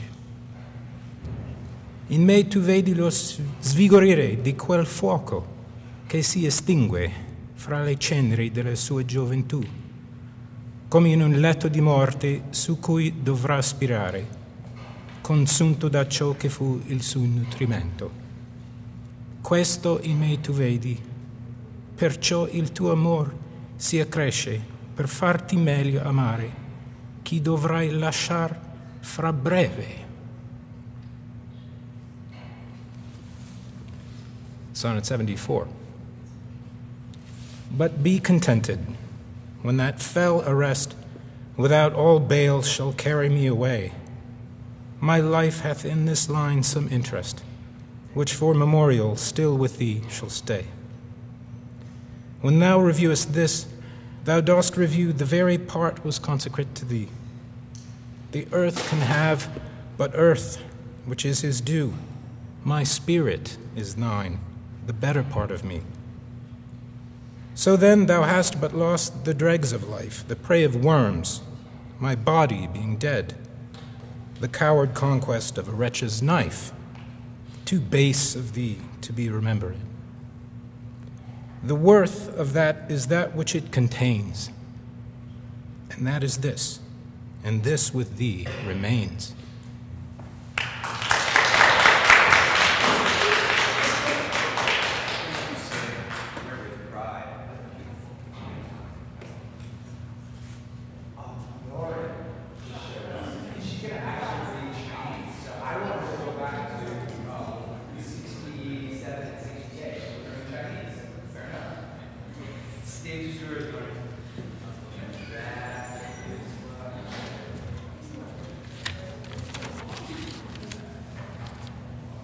Sorry, I'm a little bit late.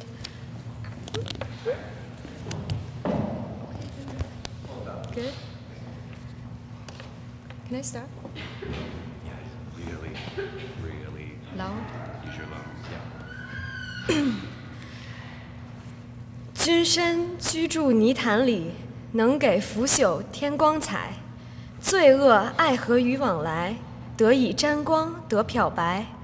画家为你来写真，难以画出你风采。真正玫瑰只有君，其余不过是冒牌。上天创意已消失，不能继续造美人。创造美人虽然多，个个美丽不如君。上天让君活人间，要君为他做典范。虽然最近佳作少，过去作品瑰丽多。如此他的俊颜，乃古时面孔，美的死活与现在的花相同。那时美的假品还未曾发懵，或未敢公然占据没入活宫。当时死者的金发埋在冯迥，不曾被剪下来为活人所用，在第二颗人头上再活一生。死人美发让另一个人放纵，圣骨从他的身上重获新容，没有造作雕饰，天然自成，无需利用别人的韶华青葱，不掠夺美为他的新美修整，造化为他作为缩影来珍存，象假艺术展示昔日的真美。Thank you.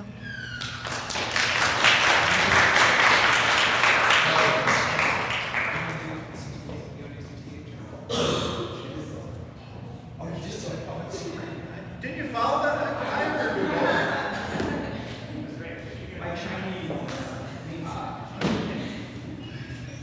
So we are up to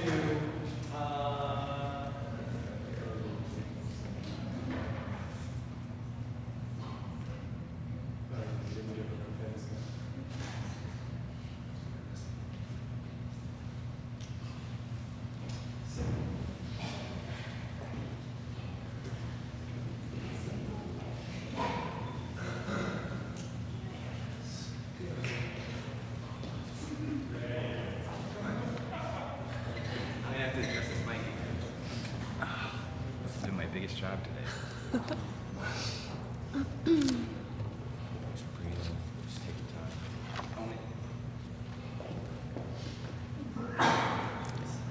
Sonnet 75. So are you to my thoughts as food to life, or as sweet season showers are to the ground. And for the peace of you I hold such strife, as twixt a miser and his wealth is found. Now proud as an enjoyer and anon, doubting the filching age will steal his treasure. Now counting best to be with you alone, then better than the world may see my pleasure.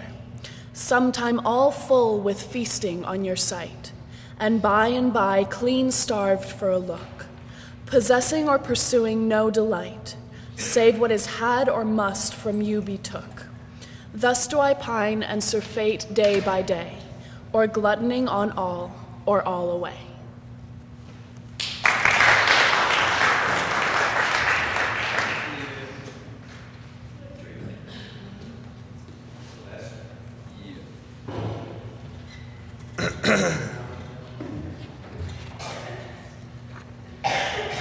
Someone already signed it. Sam up first. Sonnet number 76. Yeah. Why is my verse so barren of new pride, so far from variation or quick change?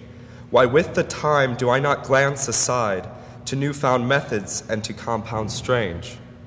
Why write I still all one, ever the same, and keep invention in a noted weed, that every word doth almost tell my name, showing their birth and where they did proceed? Oh, no, sweet love, I always write of you, and you and love are still my argument.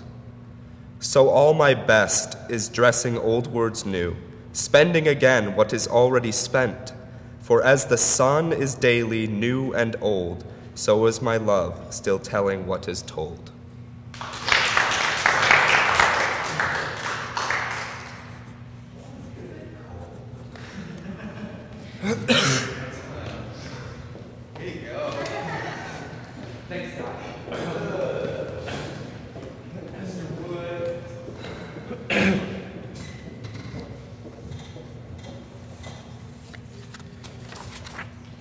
Sonnet 77.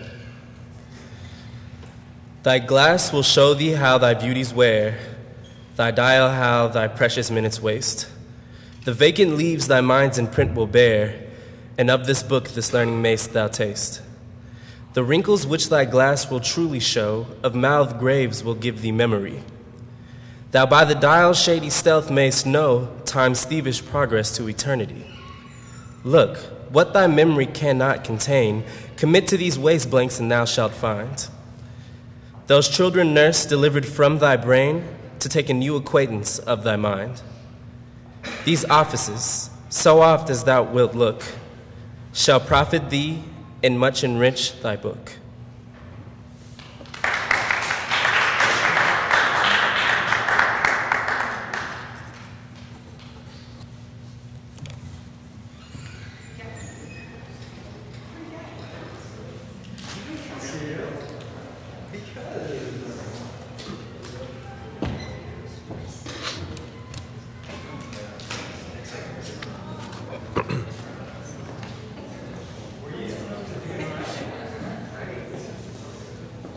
Sonnet 78. Bryce, you're too tall. You're too tall. So oft have I invoked thee for my muse, and found such fair assistance in my verse, as every alien pen hath got my use, and under thee their poesy disperse. Thine eyes that taught the dumb on high to sing, and heavy ignorance aloft to fly, have added feathers to the learned's wing, and given grace a double majesty. Yet be most proud of that which I compile, whose influence is thine and born of thee. In others' works thou dost but mend the style, and arts with thy sweet graces graced be. But thou art all my art, and dost advance as high as learning my rude ignorance.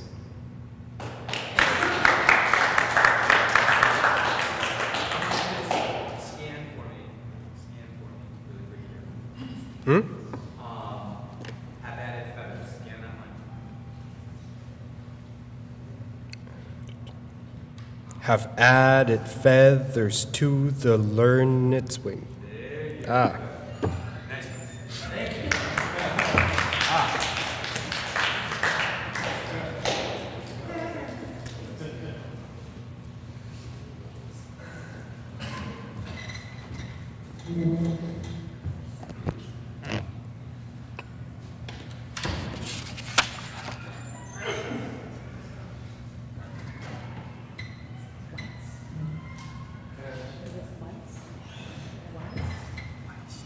Okay.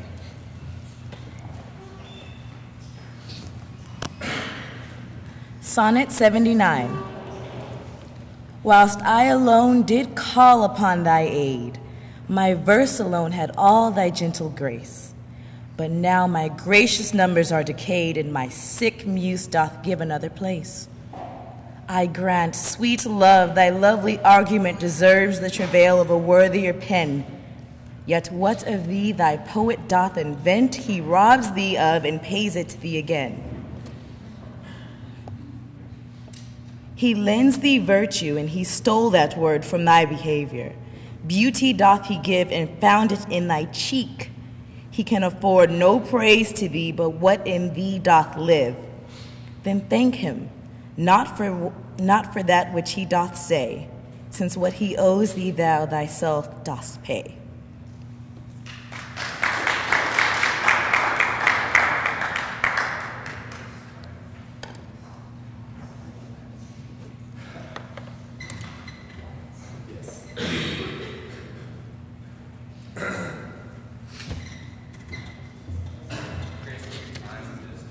Take my time.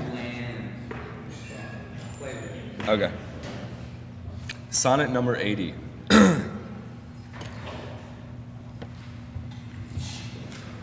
is failing me.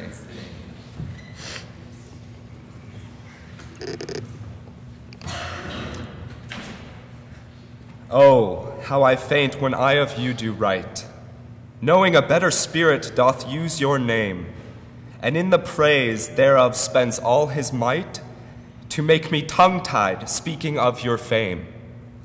But since your worth, wide as an ocean is, the humble as the proudest sailor doth bear, my saucy bark, inferior far to his, on your broad main doth willfully appear.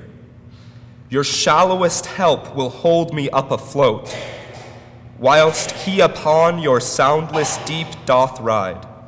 Or being wrecked, I am a worthless boat, he of tall building and of goodly pride. Then if he thrive, and I be cast away, the worst was this, my love was my decay.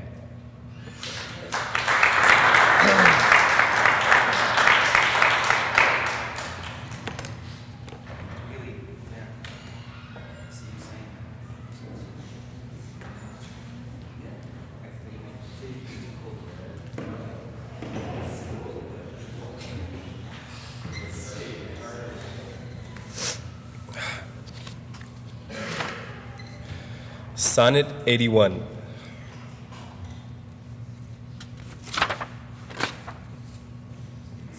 Not it. I was... Got you. All right. Or I shall live your epitaph to make, or you survive when I'm in earth am rotten. From hence your memory death cannot take, although in me each part will be forgotten. Your name from hence immortal life shall have, though I, once gone, to all the world must die. The earth can yield me but a common grave, when you entombed in men's eyes shall lie. Your monument shall be gentle verse, which eyes not yet created shall o'erread, and tongues to be your being shall rehearse, when all the breathers of this world are dead. You still shall live, such virtue hath my pen, where breath most breaths, even in the mouths of men.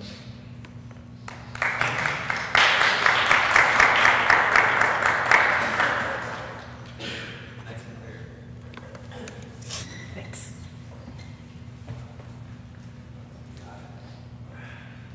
You want another button?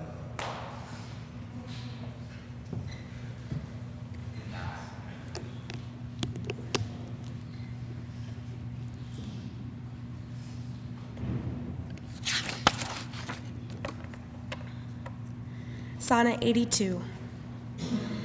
I grant thou wert not married to my muse, and therefore mayst without attaint overlook the dedicated words which writers use of their fair subject, blessing every book.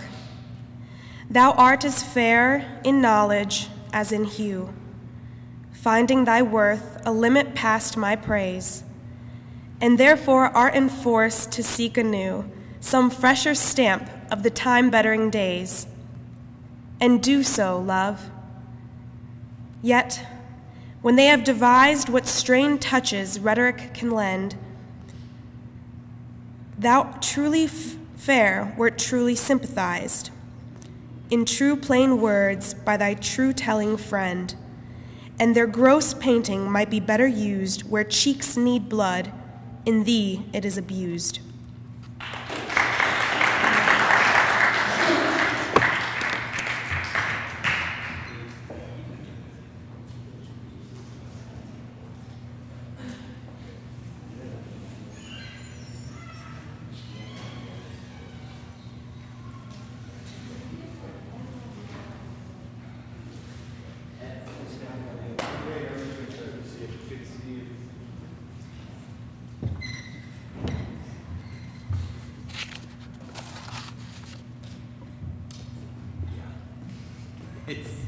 That's my big job. I'm a techno midget here too, so I'm in trouble. There we go. Okay, thanks. Sonnet 83. I never saw that you did painting need, and therefore to your fair no painting set. I found, or thought I found, you did exceed the barren tender of a poet's debt. And therefore have I slept in your report, that you yourself, being extant, well might show how far a modern quill doth come too short, speaking of worth, what worth in you doth grow. This silence for my sin you did impute, which shall be most my glory, being dumb. For I impair not beauty, being mute, when others would give life and bring a tomb. There lives more life in one of your fair eyes than both your poets can in praise devise.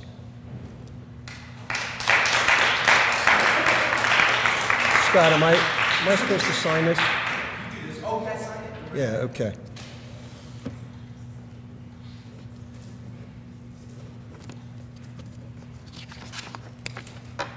Sonnet 84. Sorry. Who is that says most, which can say more than this rich praise, that you alone are you, in whose confine immured is the store which should example where your equal grew. Lean penury within that pen doth dwell, that to his subject lends not some small glory. But he that writes of you, if he can tell that you are you, so dignifies the story. Let him but copy what is in you writ, not making worse what nature made so clear, and such a counterpart shall fame his wit, making his style admired everywhere. You to your beauteous blessings add a curse, being fond on praise, which makes your praises worse.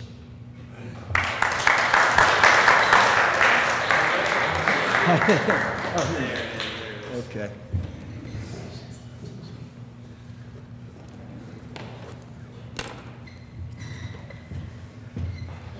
Thank you. There you go. Treasure.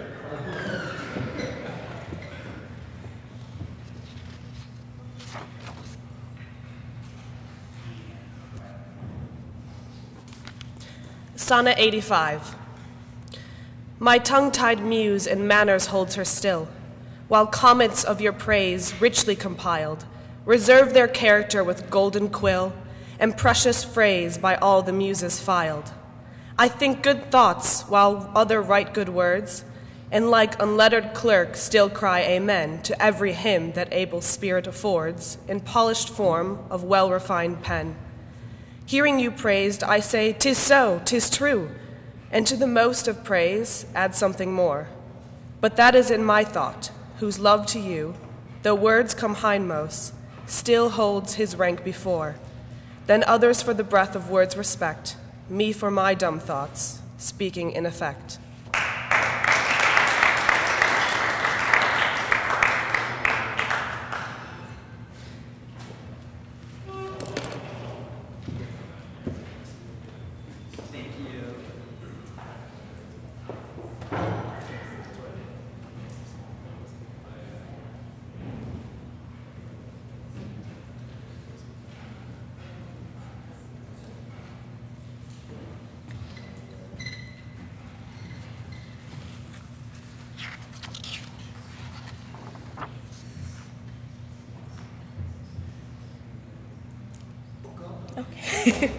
Sonnet 86.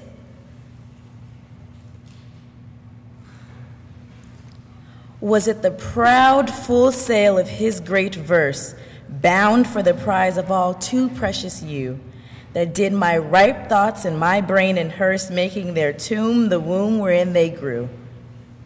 Was it his spirit, by spirits taught to write above a mortal pitch, that struck me dead? No.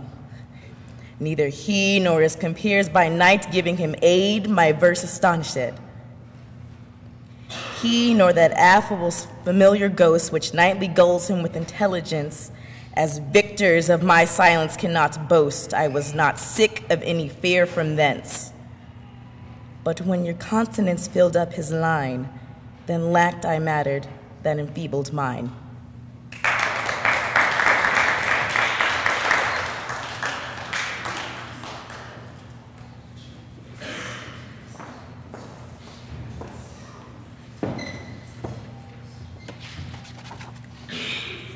Sonnet 87. Farewell, thou art too dear for my possessing. In like enough thou know'st thy estimate. Thy charter of thy worth gives thee releasing. My bonds in thee are all determinate. For how do I hold thee but thy granting? And for that riches where is my deserving? The cause of this fair gift in me is wanting, and so my patent back again is swerving. Thyself thou gavest, thy own worth then not knowing, or me, to whom thou gavest it, else mistaking. So thy great gift, upon misprison growing, comes home again, on better judgment making. Thus I have had thee, as dream doth flatter, in sleeping a king, but waking no such matter.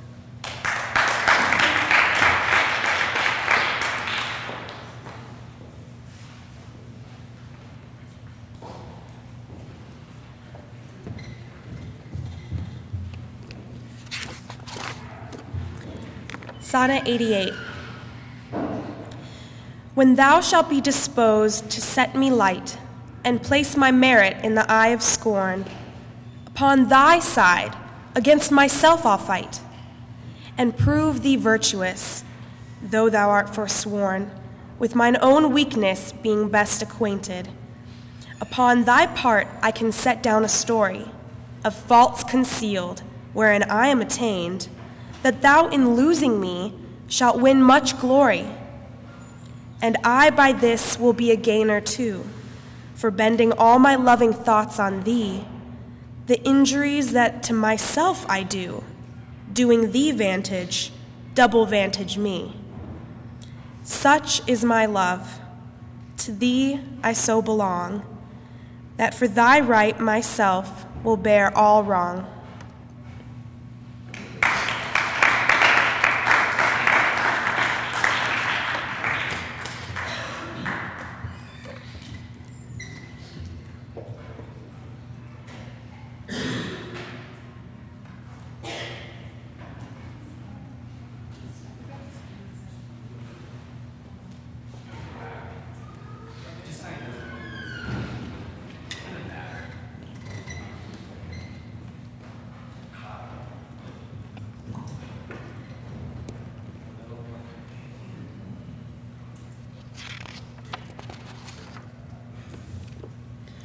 Sonnet 89.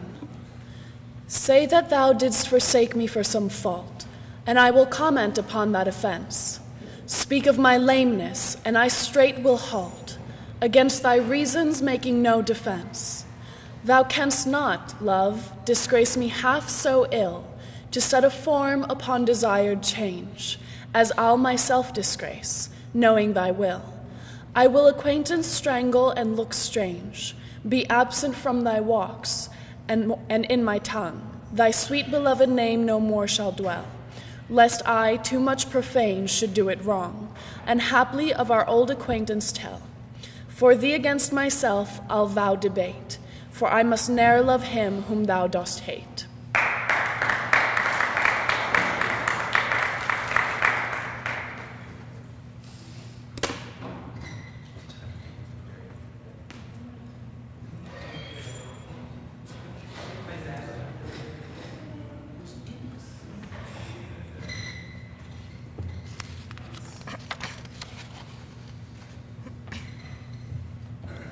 Sonnet 90. Then hate me when thou wilt, if ever now while the world is bent my deeds to cross. Join with the spite of fortune, make me bow, and do not drop in for an after loss. Ah, do not, when my heart hath scooped this sorrow, come in the rearward of a conquered woe.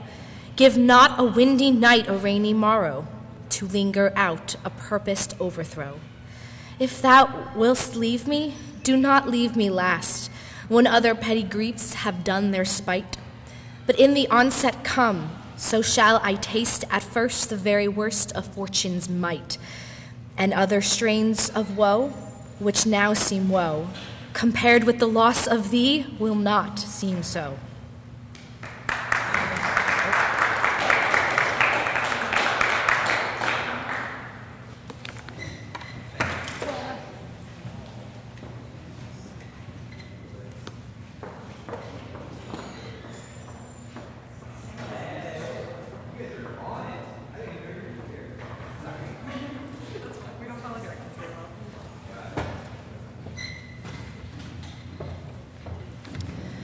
Sonnet 91. Some glory in their birth, some in their skill, some in their wealth, some in their body's force, some in their garments, though newfangled ill, some in their hawks and hounds, some in their horse. And every humor hath his adjunct pleasure, wherein it finds a joy above the rest. But those particulars are not my measure. All these I better in one general best. Thy love is better than high birth to me, richer than wealth, prouder than garments cost, of more delight than hawks and horses be. And having thee, of all men's pride I boast, wretched in this alone, that thou mayst take all this away, and me most wretched make.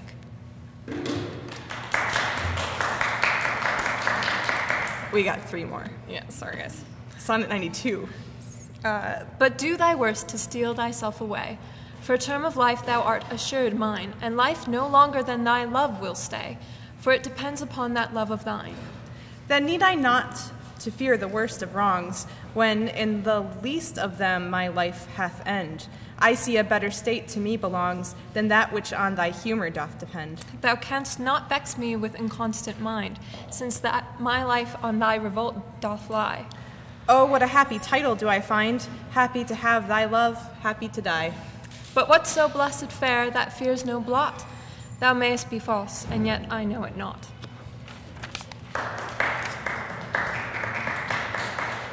Sonnet 93. So shall I live, supposing thou art true? Like it's the deceived husband. So love's face may still seem love to me, though altered new. Thy looks with me, thy heart in other place. For there can live no hatred in thine eye, therefore in that I cannot know thy change. In many's looks the false heart's history is writ in moods and frowns and wrinkles strange. But heaven in thy creation did decree that in thy face sweet love should ever dwell, that in thy face sweet love whatever thy thoughts or thy heart's workings be, thy looks should nothing thence but sweetness tell. How like Eve's apple doth thy beauty grow, if thy sweet virtue answer not thy show.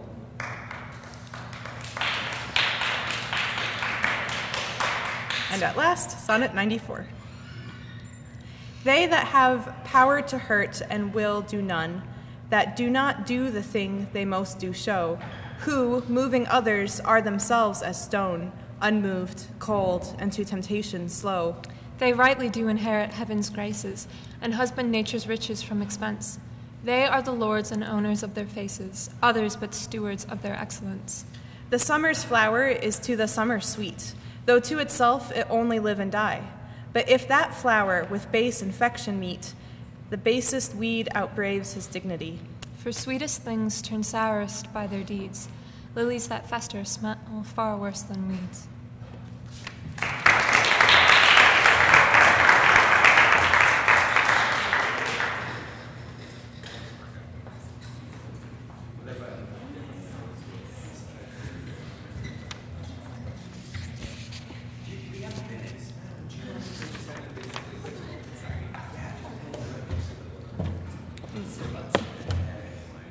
I don't see it. There's no. Do you want to grab one? Did it fall down? It must have. Oh no. Somebody. Wouldn't surprise me. Oh, I found it. Oh, you got it? Yep, it was on top. Thank you. It's fine for both of us. Yeah.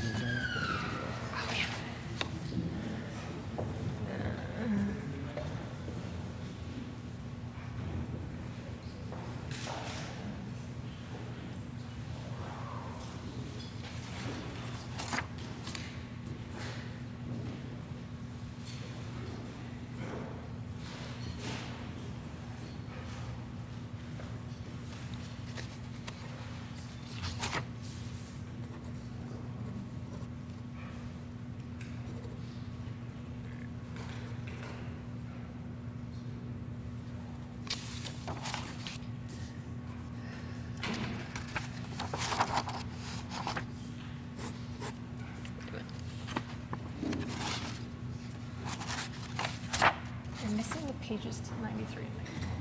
Bye.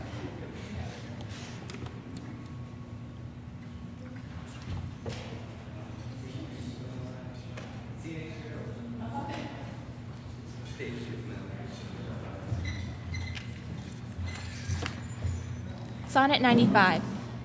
How sweet and lovely dost thou make the shame which, like a canker in the fragrant rose, doth spot the beauty of thy budding name.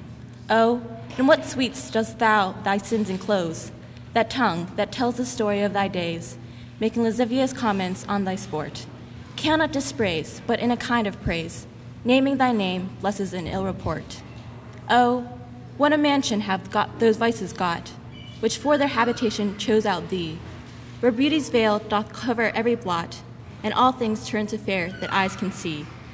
Take heed, dear heart, of this large privilege. The hardest knife ill use doth lose his edge. All right. This kind of stuff happens every once in a while. There you go. Sonnet 96. Some say thy fault is youth, some wantonness. Some say thy grace is youth, and gentle sport. Both grace and faults are loved of more and less. Thou makest false graces that to thee resort. As on the finger of a throned queen the basest jewel will be well esteemed, so are those errors that in thee are seen to truths translated and for true things deemed. How many lambs might the stem wolf betray, if like a lamb he could his looks translate? How many gazers mightst thou lead away, if thou wouldst use the strength of all thy state? But do not so. I love thee in such sort, as, thou being mine, mine is thy good report.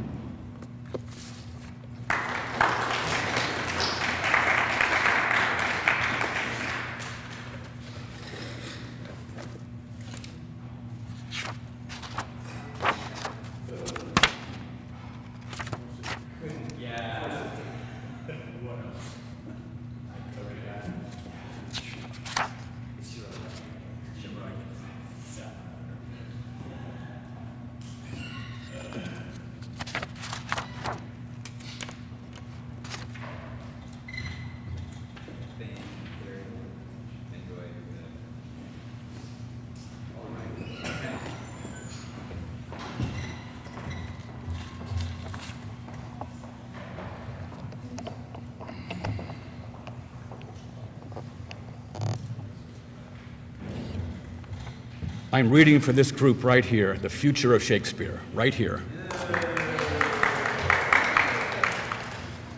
Sonnet 97. How like a winter hath my absence been from thee, the pleasure of the fleeting year. What freezings have I felt, what dark days seen, what old December's bareness everywhere. And yet this time removed was summer's time, the teeming autumn, big with rich increase, bearing the wanton burden of the prime, like widowed wombs after their lord's decease. Yet this abundant issue seemed to me but hope of orphans and unfathered fruit, for summer and his pleasures wait on thee, and thou away, the very birds are mute. Or, if they sing, 'tis with so dull a cheer that leaves look pale, dreading the winter's near.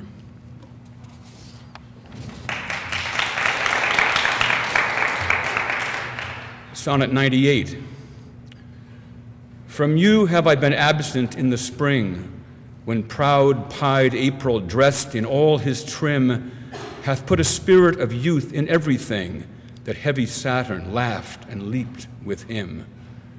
Nor yet the lays of birds, nor the sweet smell of different flowers in odor and in hue, could make me any summer's story tell, or from their proud lap pluck them where they grew.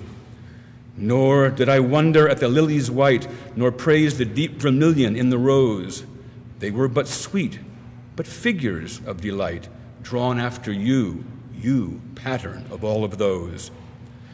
And yet seemed it winter still, and you away, as with your shadow I with these did play.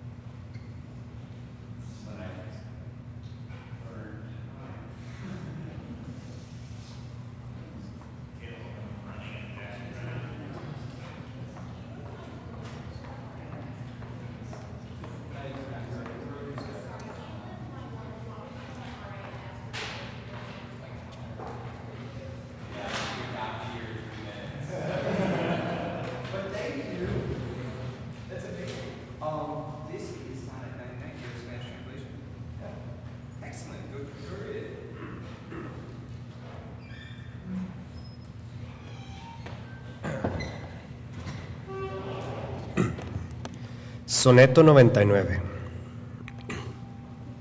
Ladrona, reprendí yo a la violeta precoz. ¿No habrá robado tu perfume del soplo de mi amada? De sus venas sacaste el noble tinte con que cubres de púrpura tu suave consistencia. Copió tu mano el lirio y yo juzgué. El haz de mejorana hurtó tu pelo. Las rosas espigadas eran 3, color rubor y blanco desesperó, y una tercera, a media roja y blanca, que aunaba a sus colores tu frescor. Por ese robo en plena exuberancia, un verme vengador la carcomió. Había muchas flores, pero todas robaban tus colores o tu aroma.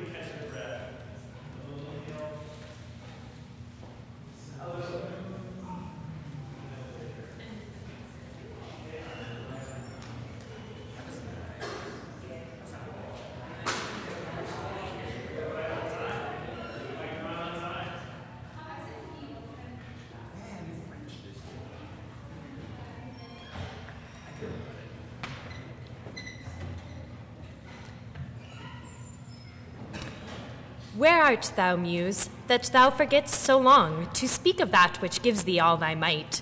Spend'st thou thy fury on some worthless song, darkening thy power to lend base subjects light? Return, forgetful Muse, and straight redeem, in gentle numbers time so idly spent. Sing to the ear that doth thy lies esteem, and give thy pen both skill and argument. Rise, resty Muse, my love's sweet face survey. If time have any wrinkle graven there, if any, be a satire to decay, and make time's spoils despised everywhere. Give my love fame faster than time wastes life, so thou preventst his scythe and crooked knife.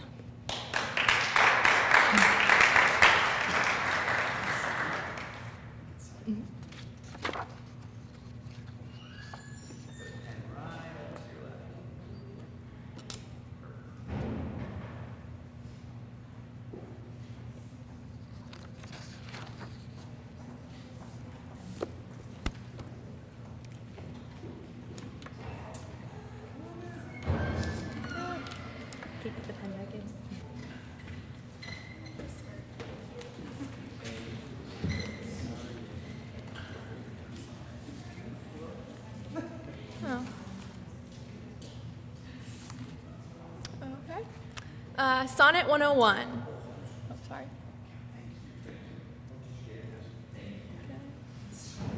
Can I start? Okay. Sonnet 101. O truant Muse, what shall be thy amends for thy neglect of truth and beauty died? Both truth and beauty on my love depends, so dost thou too, and therein dignified. Make answer, Muse. Wilt thou not haply say, truth needs no color with his color fixed, beauty no pencil beauty's truth to lay, but best is best if never intermixed? Because he needs no praise, wilt thou be dumb? Excuse not silence so, for it lies in thee to make him much outlive a gilded tomb, and to be praised of ages yet to be. Then do thy office, Muse. I teach thee how to make him seem long hence as he shows now.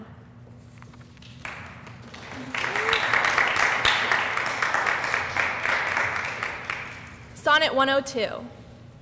My love is strengthened, though more weak in seeming. I love not less, though less the show appear. That love is merchandised, whose rich esteeming the owner's tongue doth publish everywhere. Our love was new, and then but in the spring, when I was wont to greet it with my lays, as Philomel in summer's front doth sing, and stops her pipe in growth of riper days. Not that the summer is less pleasant now than when her mournful hymns did hush the night, but that wild music burthens every bough, and sweets grown common lose their dear delight. Therefore, like her, I sometimes hold my tongue, because I would not dull you with my song.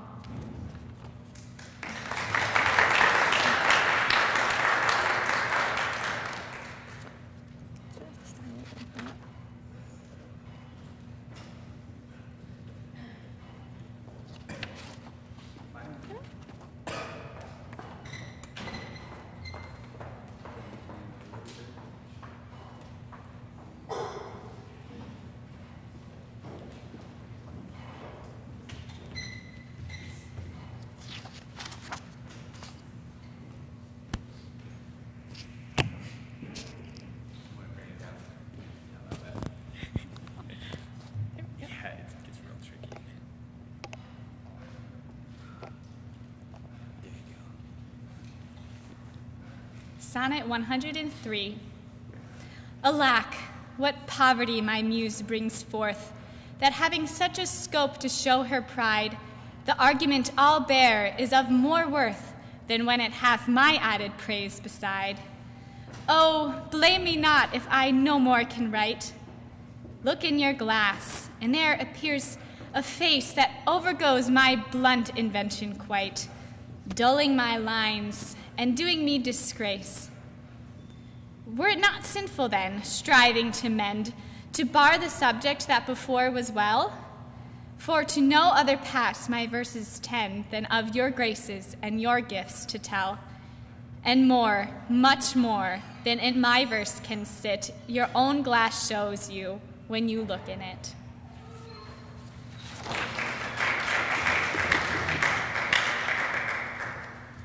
Sonnet 104. To me, fair friend, you never can be old, for as you were when first your eye I eyed, such seems your beauty still. 3 winters cold have from the forest shook 3 summers' pride.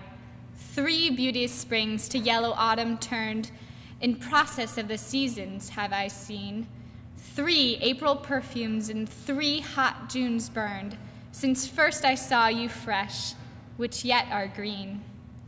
Ah, yet doth beauty, like a dial hand, steal from this figure and no pace perceived. So your sweet hue, which methinks still doth stand, hath motion, and mine eye may be deceived. For fear of which, hear this, thou age unbred, ere you were born was beauty's summer dead.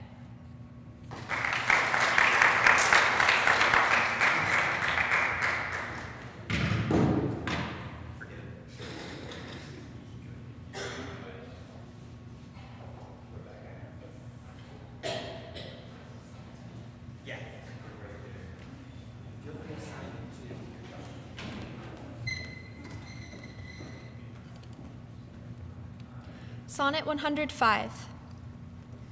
Let not my love be called idolatry, nor my beloved as an idol show, since all alike my songs and praises be, to one of one, still such, and ever so. Kind is my love today, tomorrow kind, still constant in a wondrous excellence.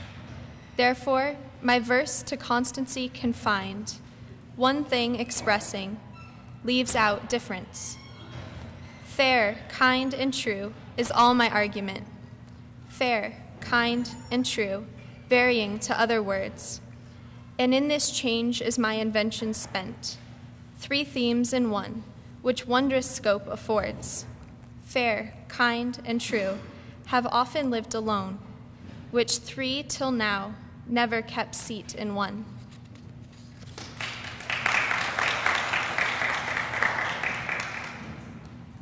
Sonnet 106. When in the chronicle of wasted time I see descriptions of the fairest wights, and beauty making beautiful old rhyme in praise of ladies dead and lovely knights, then in the blazon of sweet beauty's best, of hand, of foot, of lip, of eye, of brow, I see their antique pen would have expressed even such a beauty as you master now. So all their praises are but prophecies of this our time, all you prefiguring. And, for they looked but with divining eyes, they had not skill enough your worth to sing. For we, which now behold these present days, had eyes to wonder, but lack tongues to praise.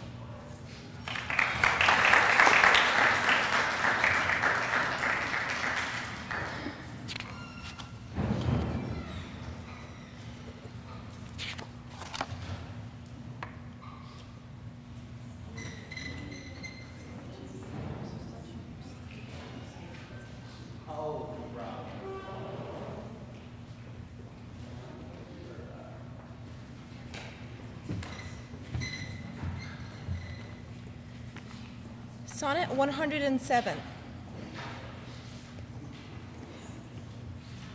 Not mine own fears, nor the prophetic soul of the wide world dreaming on things to come, can yet the lease of my true love control, supposed as forfeit to a confined doom. The mortal moon hath her eclipse endured, and the sad augurs mock their own presage. Uncertainties now crown themselves assured, and peace proclaims olives of endless age. Now, with the drops of this most balmy time, my love looks fresh, and death to me subscribes. Since, spite of him, I'll live in this poor rhyme, while he insults o'er dull and speechless tribes. And thou in this shalt find thy monument, when tyrants' crests and tombs of brass are spent.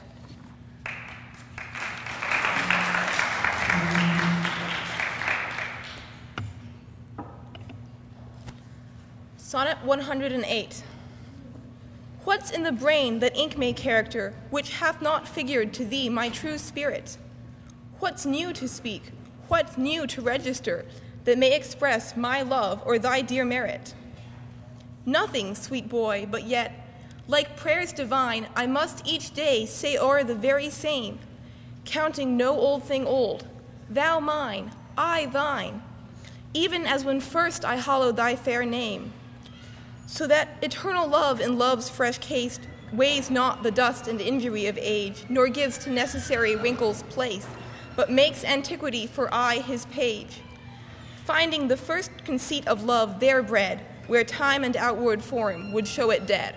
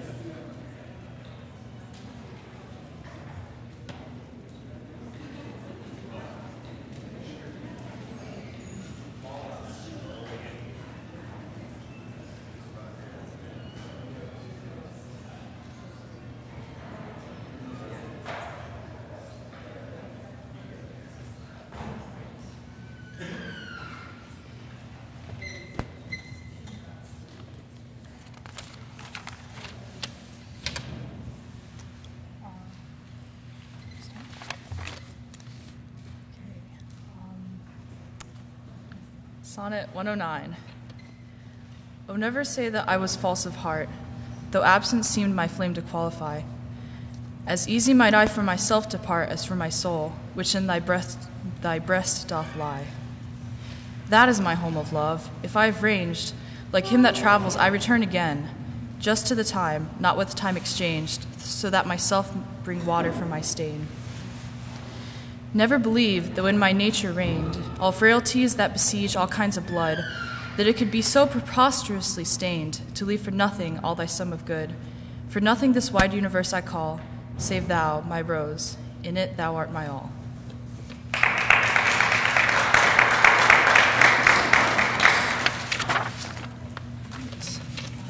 Sonnet 110. Alas, 'tis true I've gone here and there and made myself a motley to the view, gored mine own thoughts, sold cheap what is most dear, made old offenses of affections new. Most true it is that I have looked on truth askance and strangely, but, all by above, these blenches gave my heart another youth, and worse essays have proved thee my best of love. Now all is done, have what shall have no end. Mine appetite I never more will grind on newer proof, to try an older friend, a God in love to whom I am confined. Give me welcome, next to my heaven the best, even to thy pure and most, most loving breast.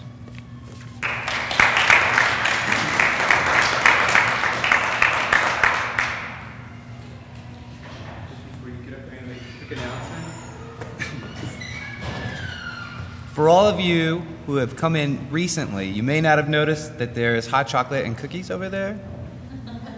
And that's available, just saying, to these eager-looking faces in the front row. Also, in addition to reading schedules and things there for SonnetFest, we have bookmarks that are announcing the 2013 season of the Notre Dame Shakespeare Festival, including, timely enough, and we didn't just choose this a week ago, but Richard III this summer. So the timing is actually pretty perfect for that. So please peruse and please help us eat cookies because I don't want diabetes at the end of the day today.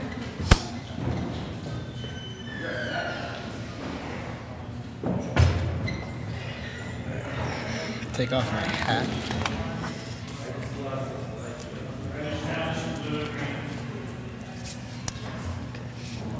Sonnet 111. Oh, for my sake do you with fortune chide, the guilty goddesses of my harmful deeds, that did not better for my life provide than public means which public manners breeds. Thence comes it that my name receives a brand, and almost thence my nature is subdued to what it works in like the dyer's hand. Pity me then, and I wish I were renewed, whilst like a willing patient I will drink potions of Isel against my strong infection. No bitterness that I will bitter think, nor double penance to correct correction. Pity me then, dear friend, and I assure ye, even that your pity is enough to cure me.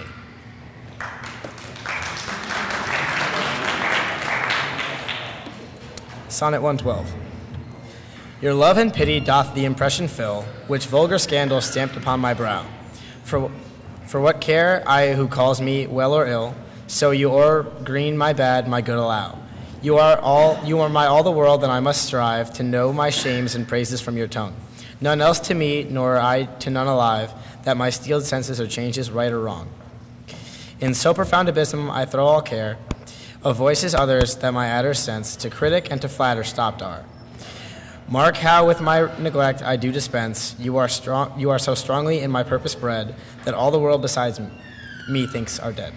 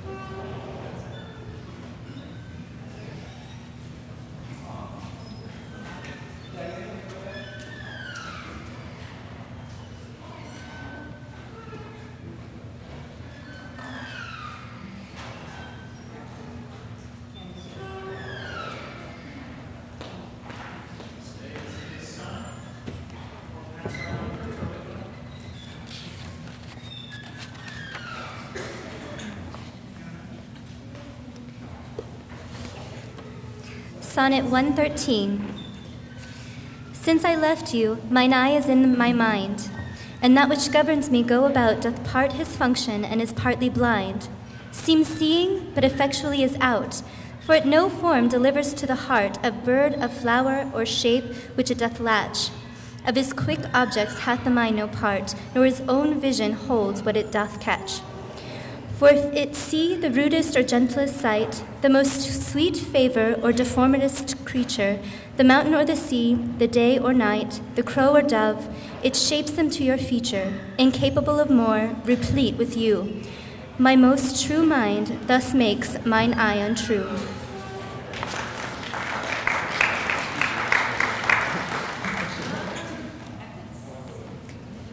Sonnet 114. Or whether doth my mind, being crowned with you, drink up the monarch's plague, this flattery? Or whether shall I say mine eye saith true, and that your love taught in this alchemy, to make of monsters and things indigest, such cherubims as your sweet self resemble, creating every bad a perfect best, as fast as objects to his beams assemble? O 'tis the first, 'tis flattery in my seeing, and my great mind most kingly drinks it up. Mine eye well knows what with his guest is greeting, and to his palate doth prepare the cup. If it be poisoned, 'tis the lesser sin, that mine eye loves it and doth first begin.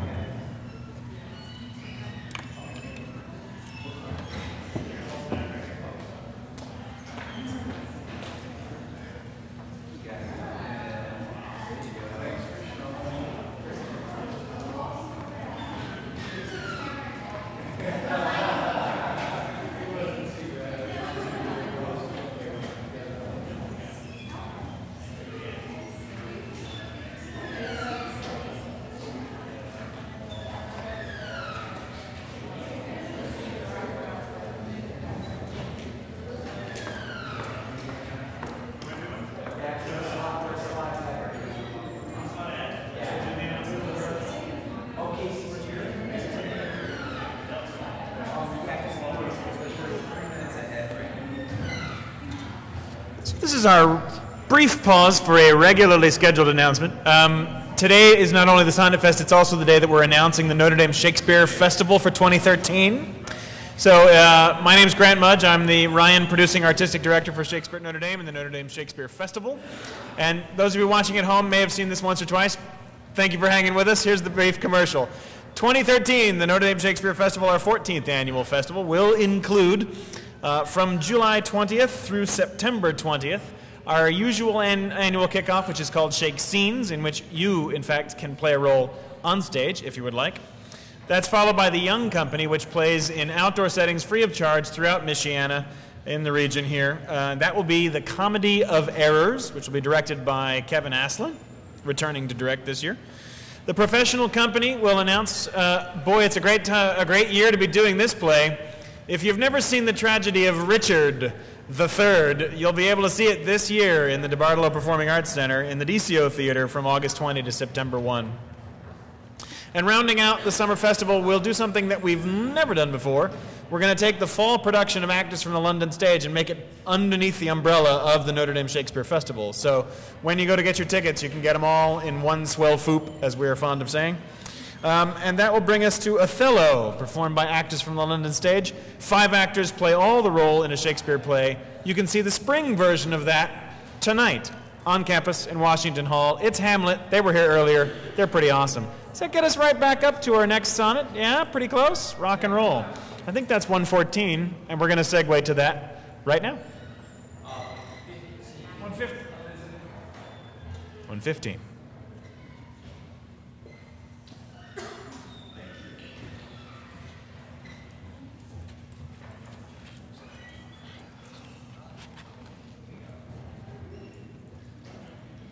Those lines that I before have writ do lie, even those that said I could not love you dearer. Yet then my judgment knew no reason why my most full flame should afterwards burn clearer. But reckoning time, whose millioned accidents crept in twixt vows and changed decrees of kings, tan sacred beauty, blunt the sharpest intents, divert strong minds to the course of altering things. Alas, why, fearing of time's tyranny, might I not then say, now I love you best, when I was certain or uncertain, crowning the present, doubting of the rest? Love is a babe, then might I not so say, to give full growth to that which still doth grow.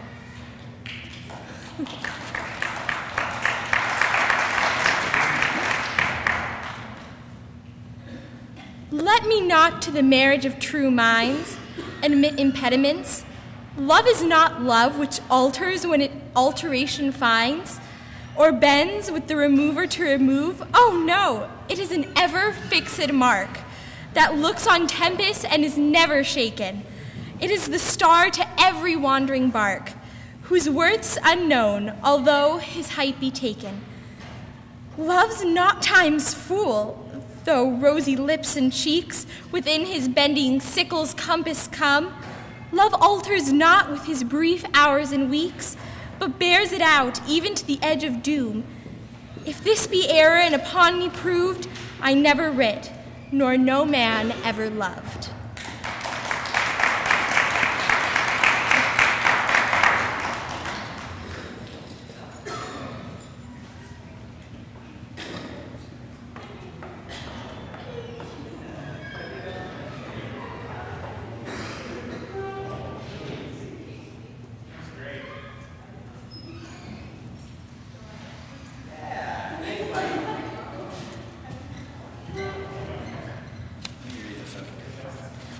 Oh, and please feel free to find your name.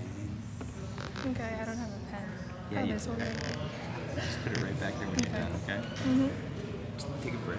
You're totally fine. Accuse me thus, that I have scanted all wherein I should your greatest deserts repay. Forgot upon your dearest love to call, whereto all bonds do tie me day by day. That I have frequent been with unknown minds, and given to time your own dear purchased right. That I have hoisted sail to all the winds which should transport me farthest from your sight. Book both my willfulness and errors down, and on just proof surmise accumulate. Bring me within the level of your frown, but shoot not at me in your wakened hate, since my appeal says I did strive to prove the constancy and virtue of your love.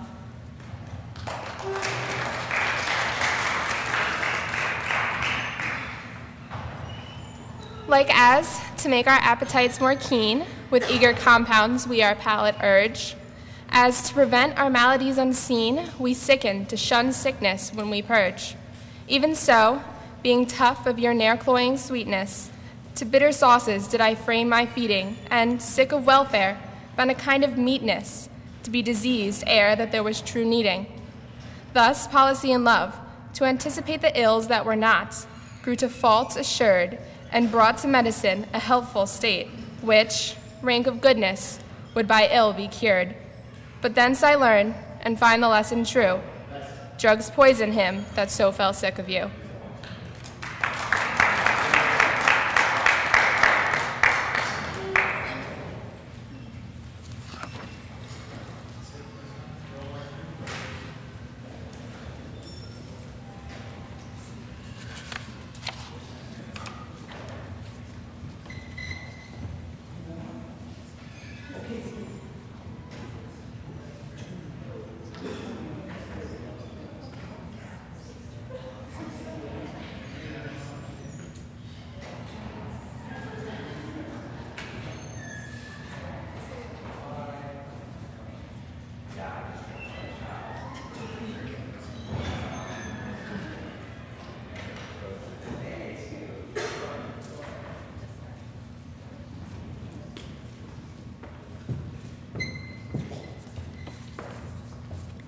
Sonnet 119.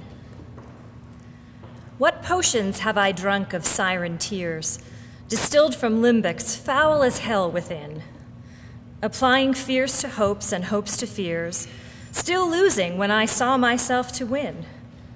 What wretched errors hath my heart committed, whilst it hath thought itself so blessed never? How have mine eyes out of their spheres been fitted in the distraction of this madding fever? O benefit of ill! Now I find true that better is by evil still made better, and ruined love, when it is built anew, grows fairer than at first, more strong, far greater. So I return rebuked to my content, and gain by ill thrice more than I have spent.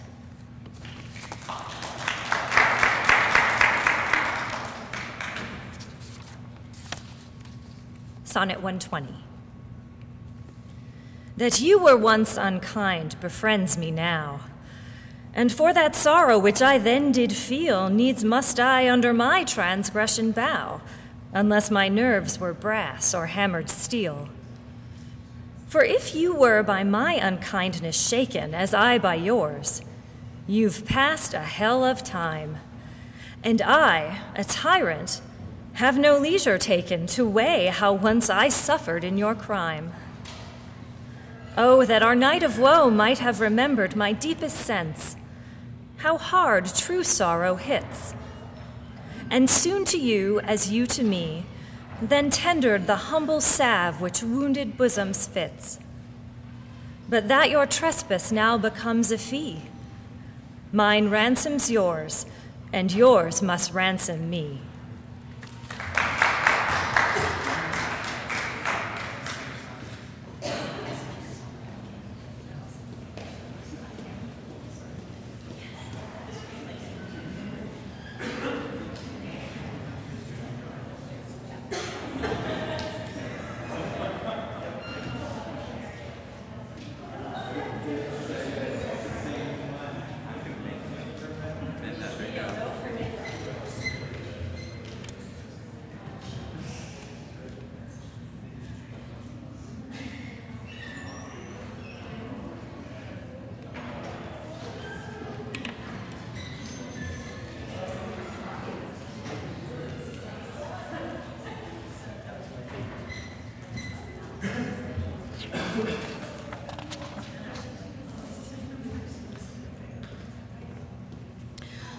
Sonnet 121.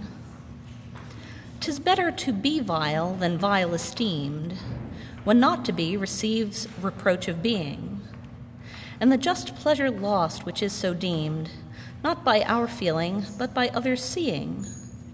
For why should others' false adulterate eyes give salutation to my sportive blood? Or on my frailties, why are frailer spies, which in their wills count bad what I think good? No, I am that I am, and they that level at my abuses reckon up their own.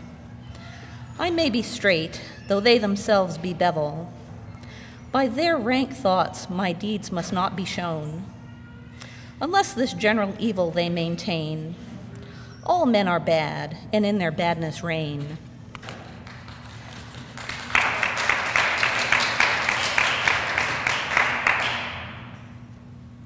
Sonnet 122. Thy gift, thy tables, are within my brain, full charactered with lasting memory, which shall above that idle rank remain, beyond all date, even to eternity. Or at the least, so long as brain and heart have faculty by nature to subsist, till each to raised oblivion yield his part of thee, thy record never can be missed. That poor retention could not so much hold, nor need I tallies thy dear love to score. Therefore, to give them from me was I bold, to trust those tables that receive thee more. To keep an adjunct to remember thee, were to import forgetfulness in me.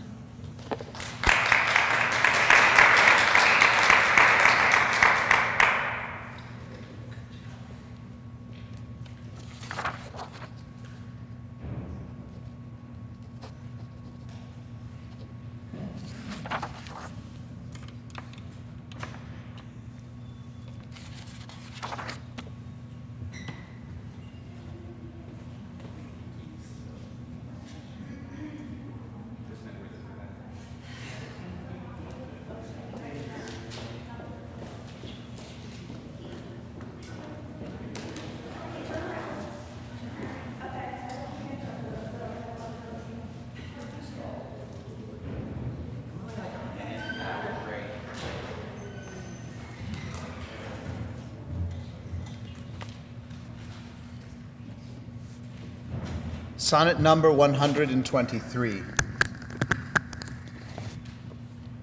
No time, thou shalt not boast that I do change. Thy pyramids built up with newer might to me are nothing novel, nothing strange, they are but dressings of a former sight. Our dates are brief, and therefore we admire what thou dost foist upon us that is old, and rather make them born to our desires than think that we before have heard them told. Thy registers and thee I both defy, not wondering at the present nor the past, for thy records and what we see doth lie, made more or less by thy continual haste. This I do vow, and this shall ever be. I will be true, despite thy scythe and thee.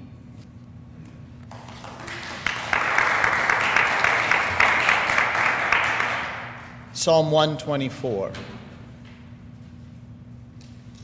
If my dear love were but the child of state, it might be fortune's bastard, be unfathered, as subject to time's love or to time's hate, weeds among weeds or flowers with flowers gathered. No, it was builded far from accident. It suffers not in smiling pomp, nor falls under the blow of thralled discontent, whereto the inviting time our fashion calls. It fears not policy, that heretic, which works on leases of short-numbered hours, but all alone stands hugely politic, that it nor grows with heat, nor drowns with showers. To this I witness call the fools of time, which die for goodness, who have lived for crime.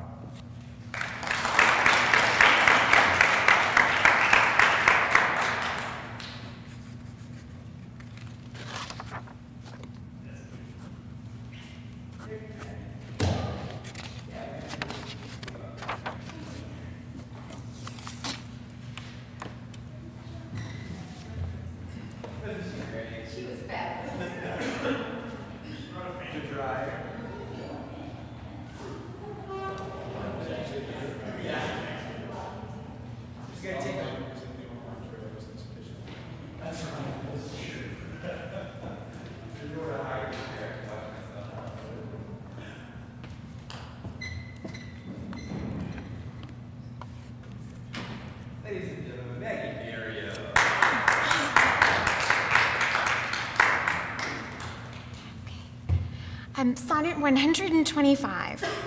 Where to ought to me I bore the canopy, with my extern the outward honoring, or laid great bases for eternity, which prove more short than waste or ruining.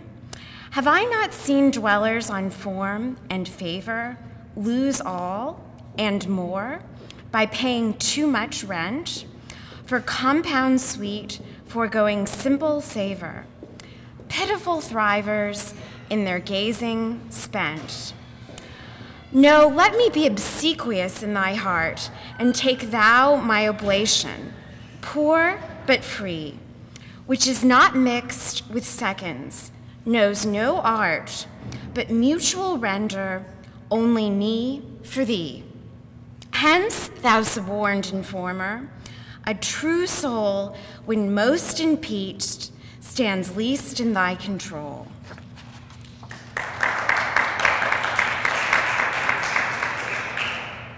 Sonnet 126.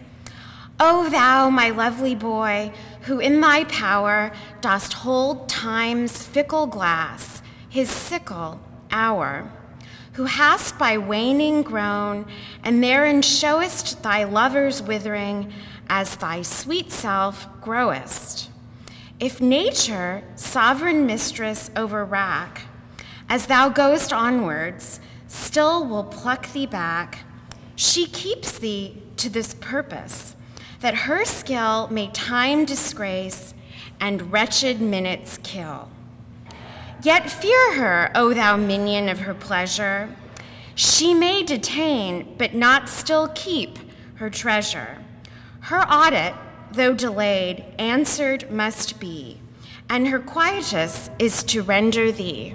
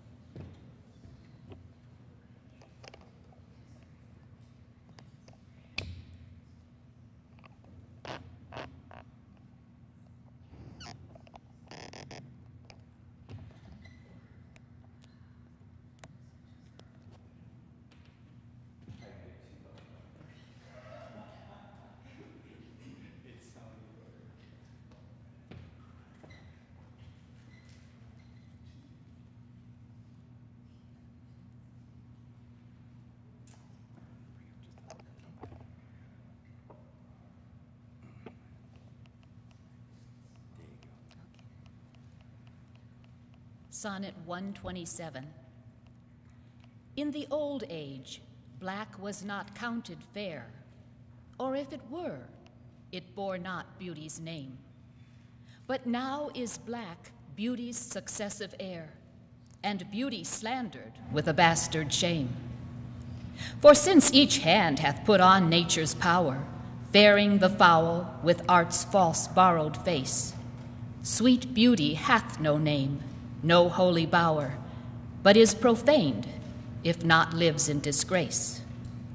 Therefore my mistress' brows are raven black, her eyes so suited, and they mourners seem at such who, not born fair, no beauty lack, slandering creation with a false esteem.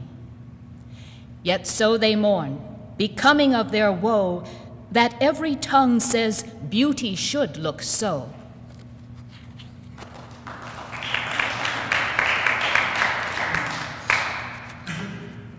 Sonnet 128.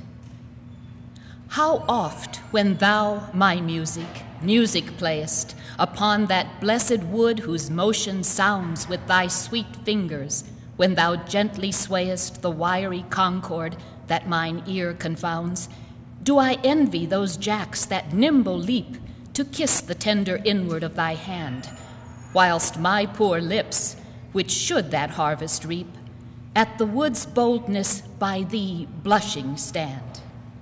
To be so tickled, they would change their state and situation with those dancing chips, o'er whom thy fingers walk with gentle gait, making dead wood more blessed than living lips. Since saucy jacks so happy are in this, give them thy fingers, me thy lips to kiss.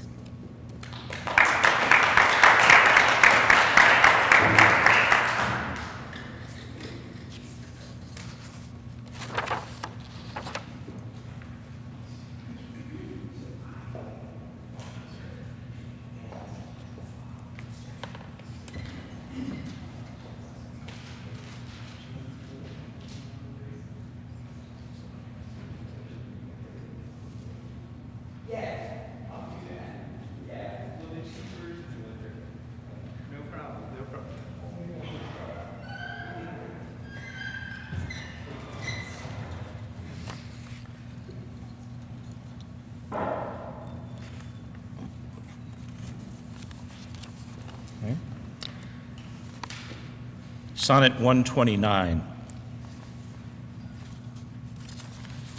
The expense of spirit and a waste of shame is lust in action, and all till action, lust is perjured, murderous, bloody, full of blame, savage, extreme, rude, cruel, not to trust, enjoyed no sooner but despised straight, past reason hunted, and no sooner had past reason hated, as a swallowed bait on purpose laid to make the taker mad, mad in pursuit and in possession so, had, having, and in quest to have, extreme, a bliss in proof and proved, a very woe, before a joy proposed, behind a dream.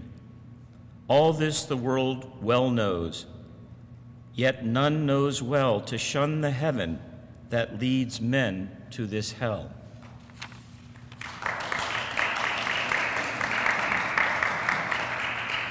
Sonnet 130 is so nice we'll read it twice. My mistress's eyes are nothing like the sun.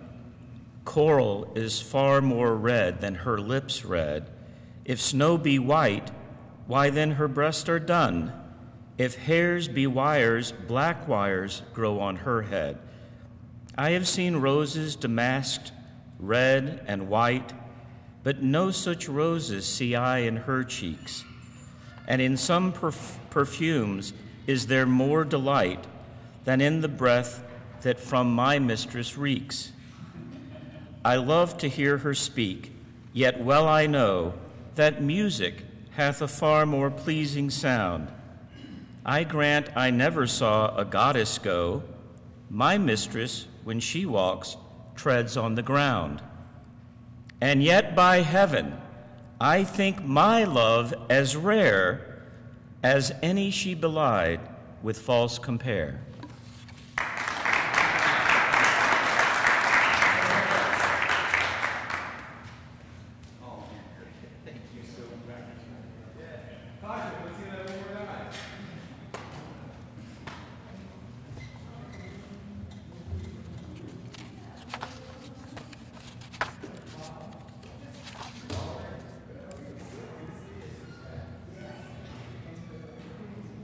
Sonnet 130. My mistress's eyes are nothing like the sun. Coral is far more red than her lips red. If snow be white, why, then her breasts are dun. If hairs be wires, black wires grow on her head. I have seen roses damasked, red and white, but no such roses see I in her cheeks. And in some perfumes there is more delight than in the breath that from my mistress reeks. I love to hear her speak, yet well I know that music hath a far more pleasing sound. I grant I never saw goddess go. My mistress, when she walks, treads on the ground. And yet by heaven I think my love as rare as any she belied with false compare.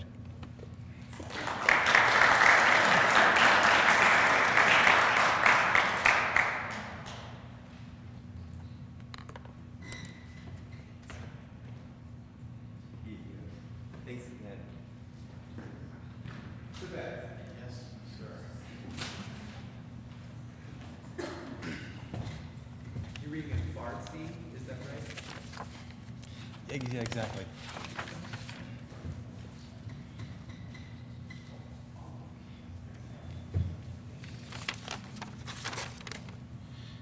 Sonnet 131.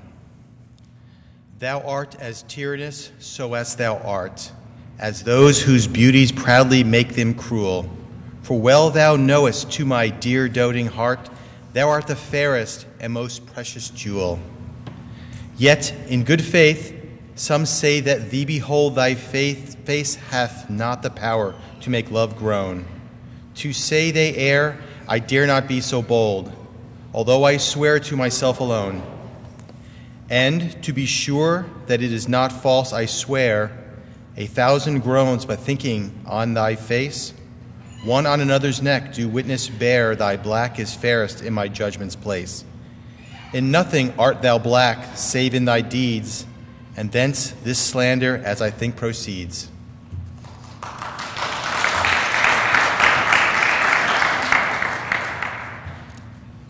Sonnet 132. Thine eyes I love, and they as pitying me, knowing thy heart torments me with disdain, have put on black and loving mourners be, looking with pretty ruth upon my pain. And truly not the morning sun of heaven better becomes the gray cheeks of the east, nor that full star that ushers in the even doth half that glory to the sober west. As those two morning eyes become thy face, O let it then as well beseem thy heart to mourn for me, since morning doth thee grace, and suit thy pity like in every part. Then will I swear beauty herself is black, and all they foul that thy complexion lack.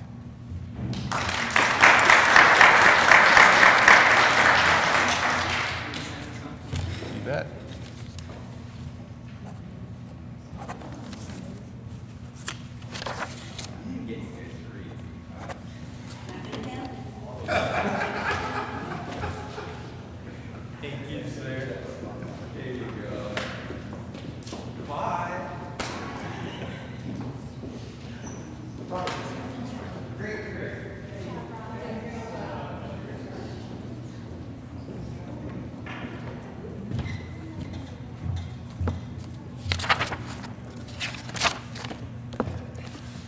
Sonnet 133. Beshrew that heart that makes my heart to groan for that deep wound it gives my friend and me. It's not enough to torture me alone, but slave to slavery my sweetest friend must be. Me from myself thy cruel eye hath taken, and my next self thou harder hast engrossed. Of him, myself, and thee, I am forsaken, a torment thrice threefold thus to be crossed. Prison my heart in thy steel bosom's ward, but then my friend's heart let my poor heart bail. Whoe'er keeps me, let my heart be his guard. Thou canst not then use rigor in my jail. And yet thou wilt, for I, being pent in thee, perforce am thine, and all that is in me.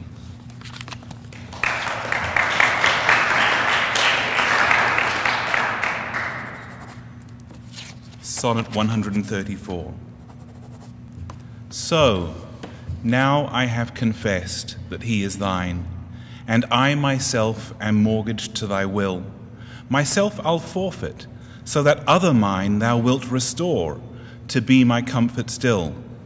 But thou wilt not, nor he will not be free, for thou art covetous, and he is kind. He learned but surety like to write for me, under that bond that him as fast doth bind. The statute of thy beauty thou wilt take, thou usurer, that put'st forth all to use, and sue a friend came debtor for my sake, so him I lose through my unkind abuse. Him have I lost, thou hast both him and me, he pays the whole, and yet am I not free.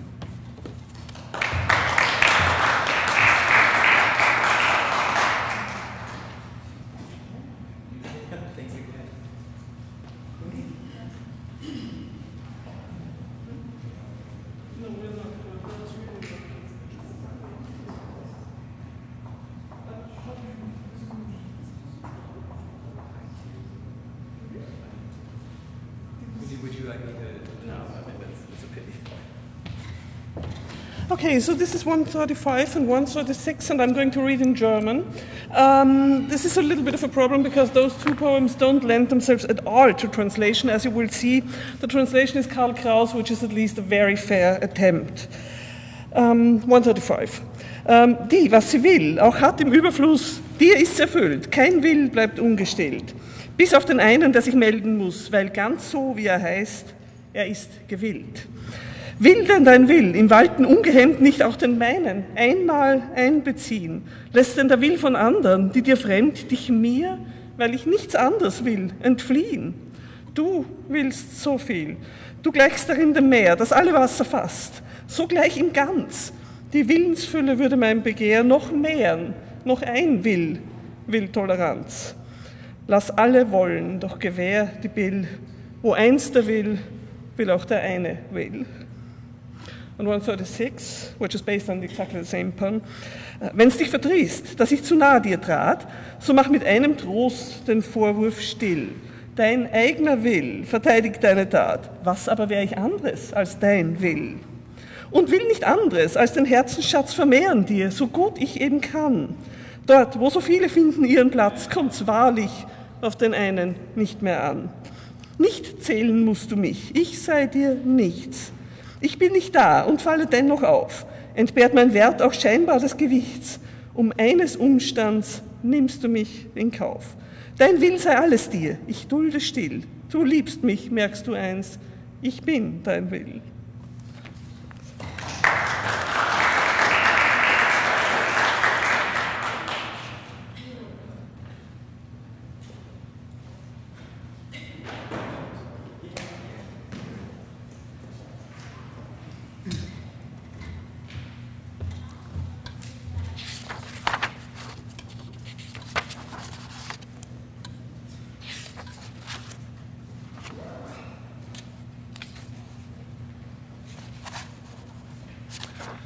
Good afternoon.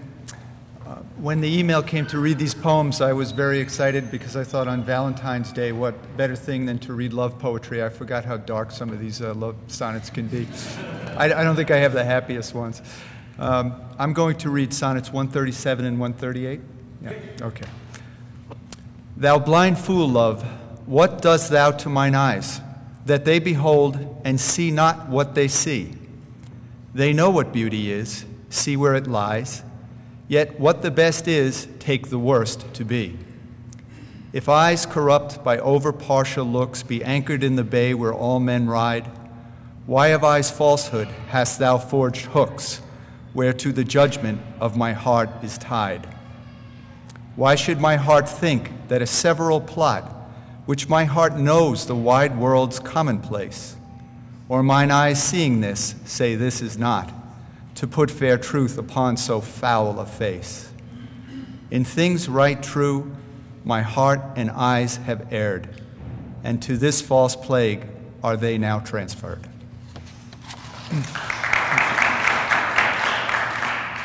This one's even worse. Sonnet 138. When my love swears that she is made of truth, I do believe her, though I know she lies. That she might think me some untutored youth, unlearned in the world's false subtleties. Thus, vainly thinking that she thinks me young, although she knows my days are past the best, simply I credit her false-speaking tongue. On both sides, thus, is simple truth suppressed. But wherefore says she not she is unjust? And wherefore say not I that I am old? O love's best habit is in seeming trust, and age in love loves not to have years told. Therefore I lie with her, and she with me, and in our faults by lies we flattered be.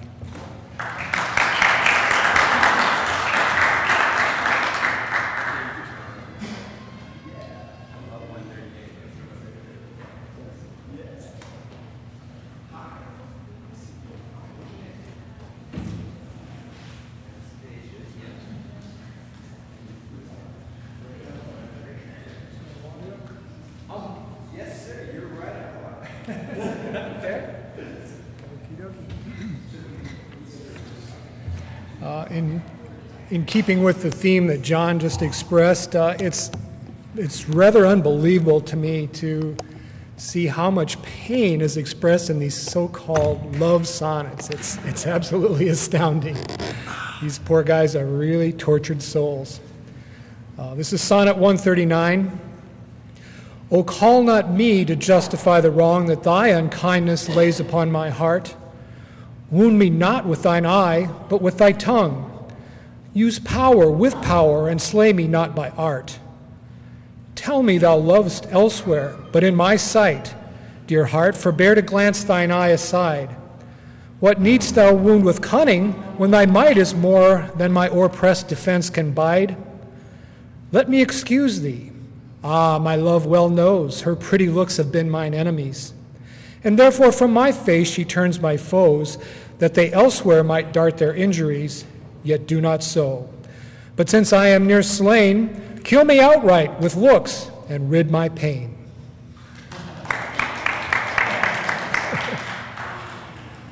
Even nastier, Sonnet 140. Be wise as thou art cruel. Do not press my tongue-tied patience with too much disdain, lest sorrow lend me words, and words express the manner of my pity wanting pain.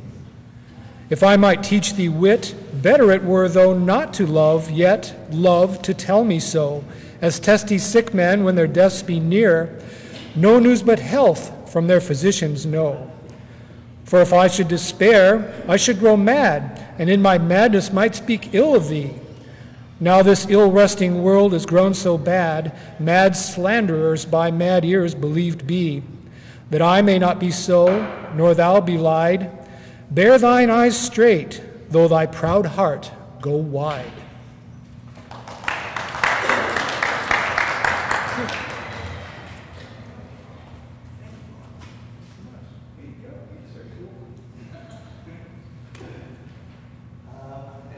Stretch this for just about 30 seconds right now. About 3 minutes ahead, actually. I just want to make you sweat a little bit.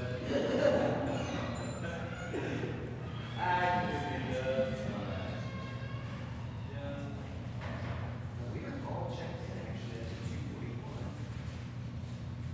That's great. Angle of being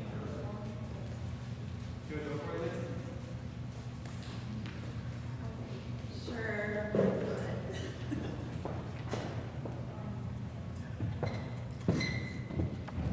Okay, I signed up to read these. Sorry. Close to the mic, sorry. All right, I signed up to read these in Russian, which I'm going to attempt. I am a Russian student, and I get suckered in by anything the department asks me to do. I'm an English major, but I'm taking Russian. And they're like, hey, some of you Russian students should read these in Russian. I was like, okay, which seemed like a really good idea at the time. It's seeming like a less good idea now. But I'm going to try it, and we'll see how it goes. So I'm reading 141 and 142. And this translation is by Gerabilai, I think. Sorry, it's a little bit hard for me to say this. Okay. Цены для глаз моих пленительно прекрасна. Ты представляешь их лишь недостав тьму. Но что мертво для них, то сердце любит страстно, готове любить их воскреки уму. Ни пламя нежных чувств, ни вкус, ни обоняние, ни слух, что весь восторг, призвук незамих, ни сладострастие плел, ни предет ожидания, не восстают видно достоверность все твоих, а все же не весь пять чувств, ни разум мой не в силе. Ставить сердце в прах не падать пред тобой, оставив волной плоть, которая весь свой порожила пил в тебе, как бы в могиле. Одну пищу пользу я в беде мою создан. Я поводом к агрессору грех мой покрал. That was 141.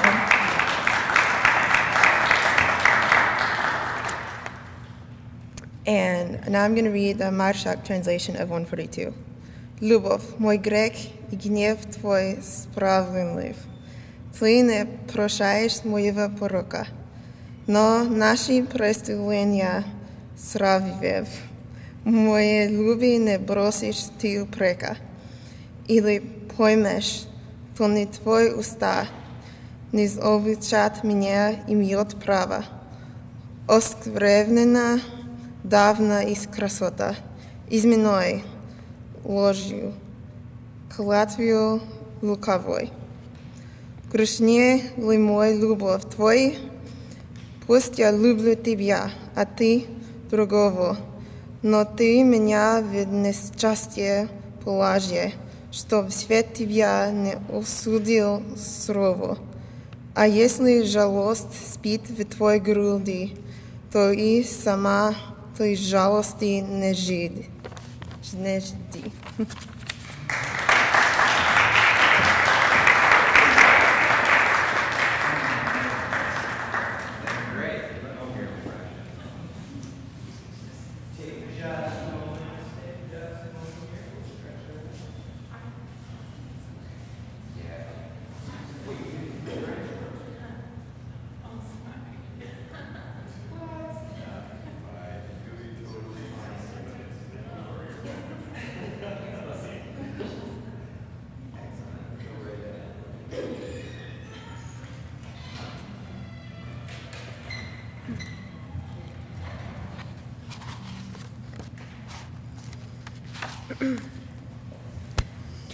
Lo, as a careful housewife runs to catch one of her feathered creatures broke away, sets down her babe, and makes a swift dispatch in pursuit of the thing she would have stay, whilst her neglected child holds her in chase, cries to catch her, whose busy care is bent to follow that which flies before her face, not prizing her poor infant's discontent.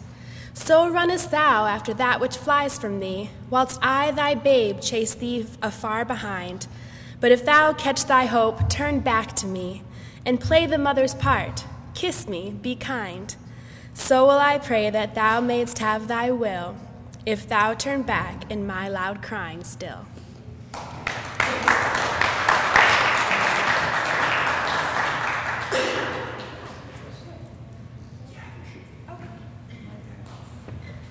One under the book or something. Yeah, there you go. You can put it right there.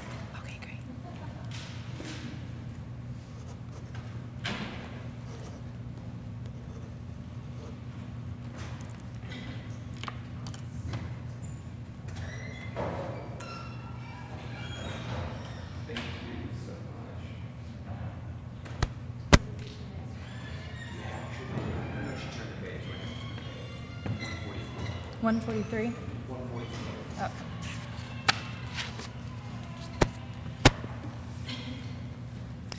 Two loves I have of comfort and despair, which like two spirits do suggest me still.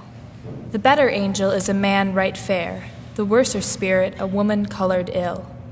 To win me soon to hell, my female evil tempteth my better angel from my side, and would corrupt my saint to be a devil, wooing his purity with her foul pride. And whether that my angel be turned fiend, suspect I may, but not directly tell. But being both from me, both to each friend, I guess one angel in another's hell. Yet this shall I ne'er know, but live in doubt, till my bad angel fire my good one out.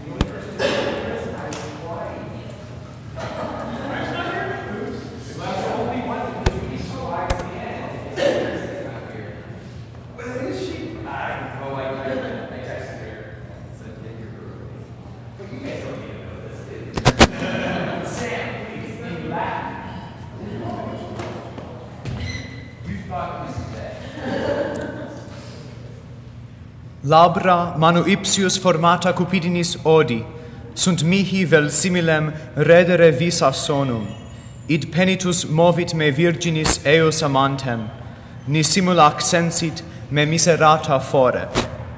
Increpuit linguam, cui munus amabile dixit, blanda etiam spretis redere verba procis, alloquiis ut melioribus inde docetur, ac nova post odi clausula iusa sequi.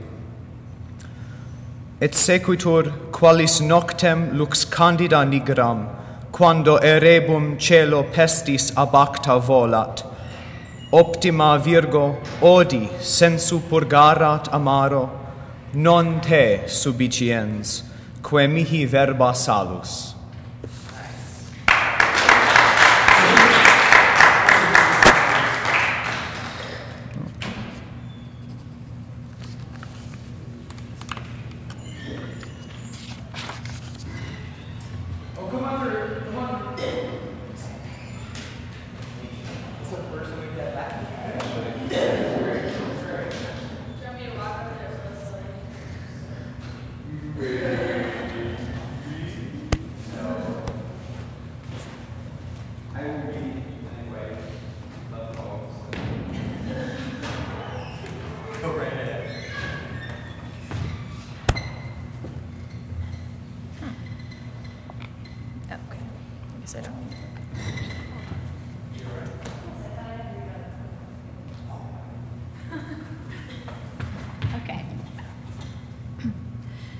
Poor soul, the center of my sinful earth, fooled these rebel powers that thee array.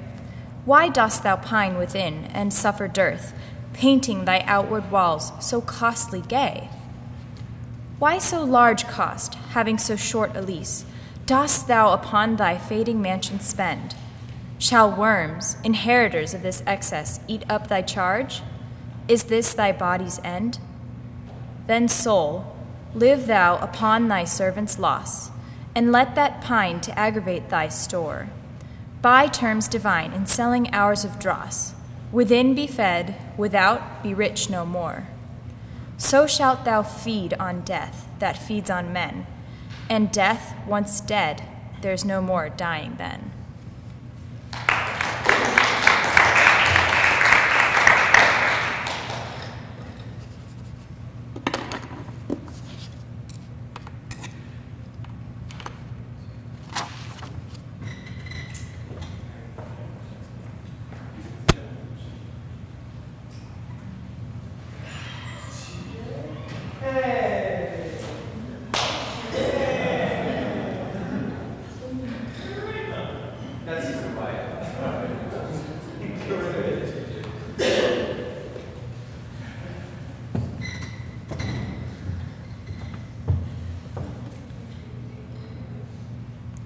my love is a fever, longing still, for that which longer nurseth the disease, feeding on that which doth preserve the ill, the uncertain, sickly appetite to please.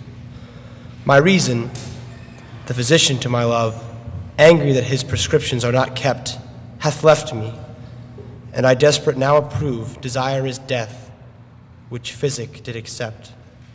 Past cure I am, now reason is past care, and frantic mad with evermore unrest. My thoughts and my discourse as madmen's are, at random from the truth vainly expressed. For I have sworn thee fair and thought thee bright, who art as black as hell and as dark as night.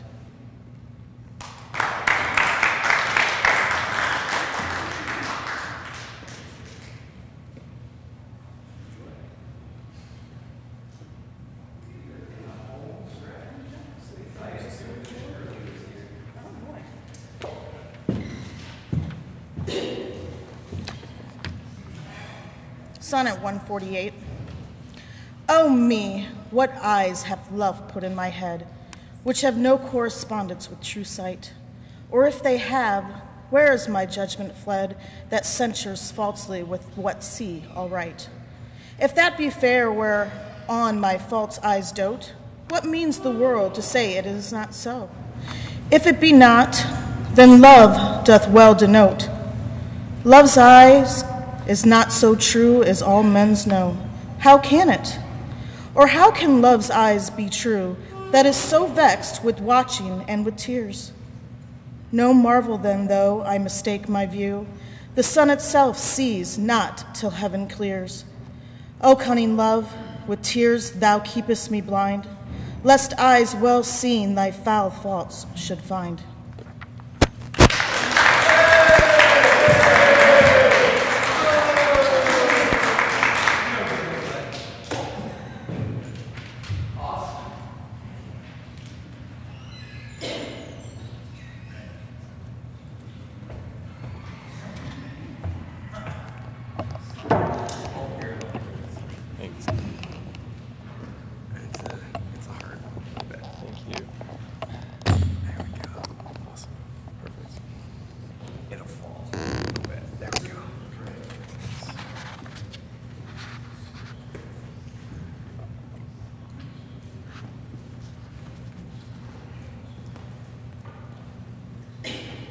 Canst thou, O cruel, say I love thee not, when I against myself with thee partake?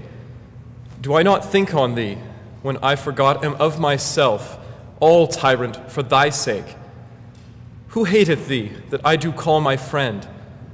On whom frown'st thou, that I do fawn upon? Nay, if thou lourest on me, do I not spend revenge upon myself with present moan?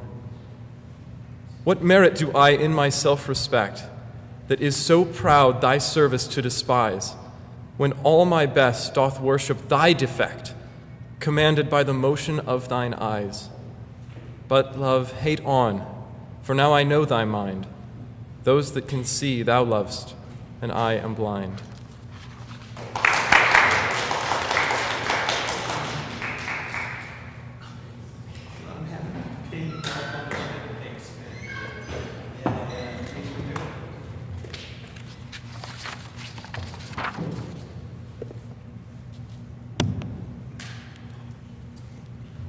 For Patty. Oh, from what power hast thou this powerful might, with insufficiency my heart to sway, to make me give the lie to my true sight, and swear that brightness doth not grace the day? Whence hast thou this becoming of things ill, that in the very refuse of thy deeds there is such strength and warranties of skill, that in my mind thy worst all best exceeds? Who taught thee how to make me love thee more, the more I hear and see just cause of hate? Oh, though I love what others do abhor, with others thou shouldst not abhor my state. If thy unworthiness raised love in me, more worthy I to be loved of thee.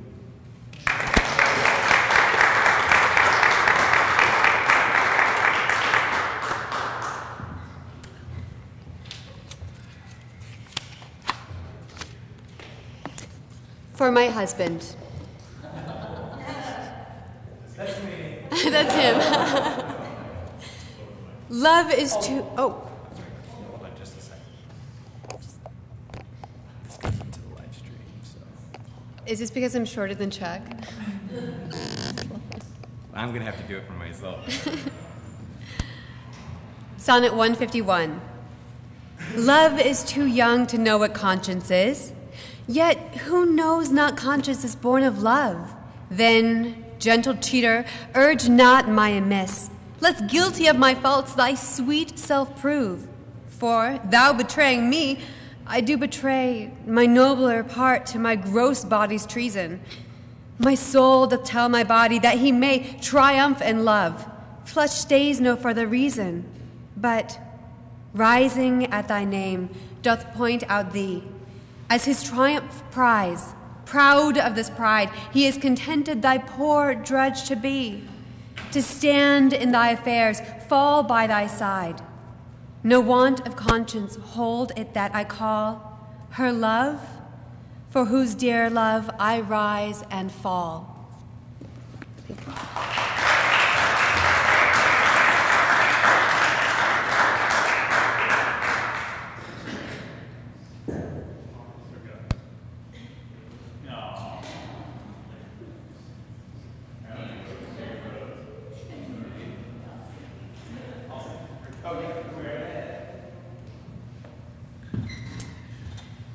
Down to the final three.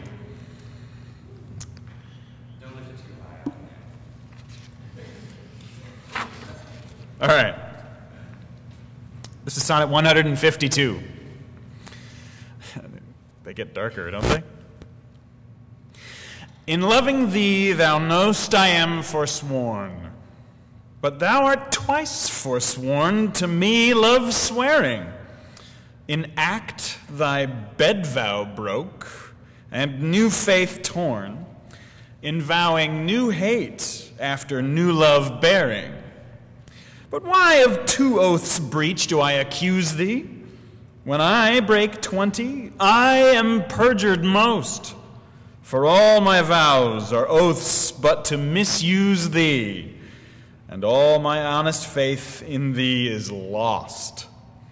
For I have sworn deep oaths of thy deep kindness, oaths of thy love, thy truth, thy constancy, and to enlighten thee gave eyes to blindness, or made them swear against the thing they see. For I have sworn thee fair, more perjured I, to swear against the truth so foul a lie.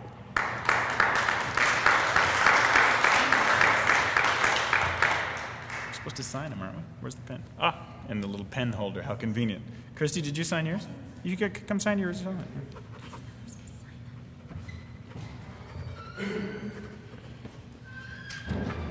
supposed to write your name and then sign it. That's all right. Just sign away. I think we're going to keep using the same book, and then you'll see the signatures year after year. Mr. Jackson? Yeah, that's the idea.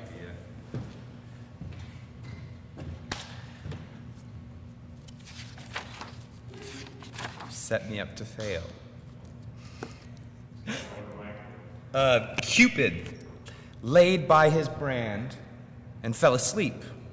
A maid of Dian's this advantage found, and his love-kindling fire did quickly steep in a cold valley fountain of that ground, which borrowed from this holy fire of love a dateless, lively heat, still to endure, and grew a seething bath, which yet men prove against strange maladies a sovereign cure. But at my mistress' eye, love's brand new fired, the boy for trial needs would touch my breast. I, sick withal, the help of bath desired, and thither hied a sad distempered guest, but found no cure. The bath for my help lies, where Cupid got new fire, my mistress' eyes. Nice chiming. What are you doing to me? I fell asleep. That was a weird sonnet, wasn't it? And to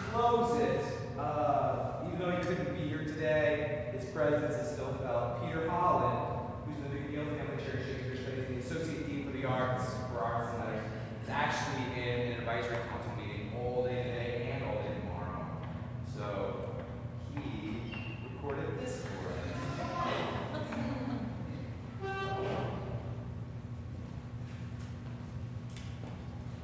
So, here we are at the very last sonnet of all, ending this year's SonnetFest. 154. The little love god, lying on his sleep, laid by his side his heart in flaming brand, whilst many nymphs that vowed chaste life to keep came tripping by. But in her maiden hand the fairest votary took up that fire, which many legions of true hearts had burned, and so the general of hot desire was sleeping by a virgin hand disarmed. This brand she quenched in a cool well by, which from love's fire to heat perpetual, growing up from healthful remedy for men diseased. But I, my mistress thrall, came there for cure, and this by that I prove. Love's fire heats water, water cools not love.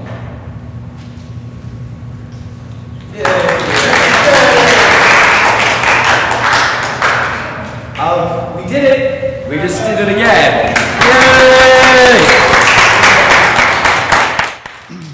So, thank you all for participating. Thank you to everyone who may or may not be watching on the live stream, actually.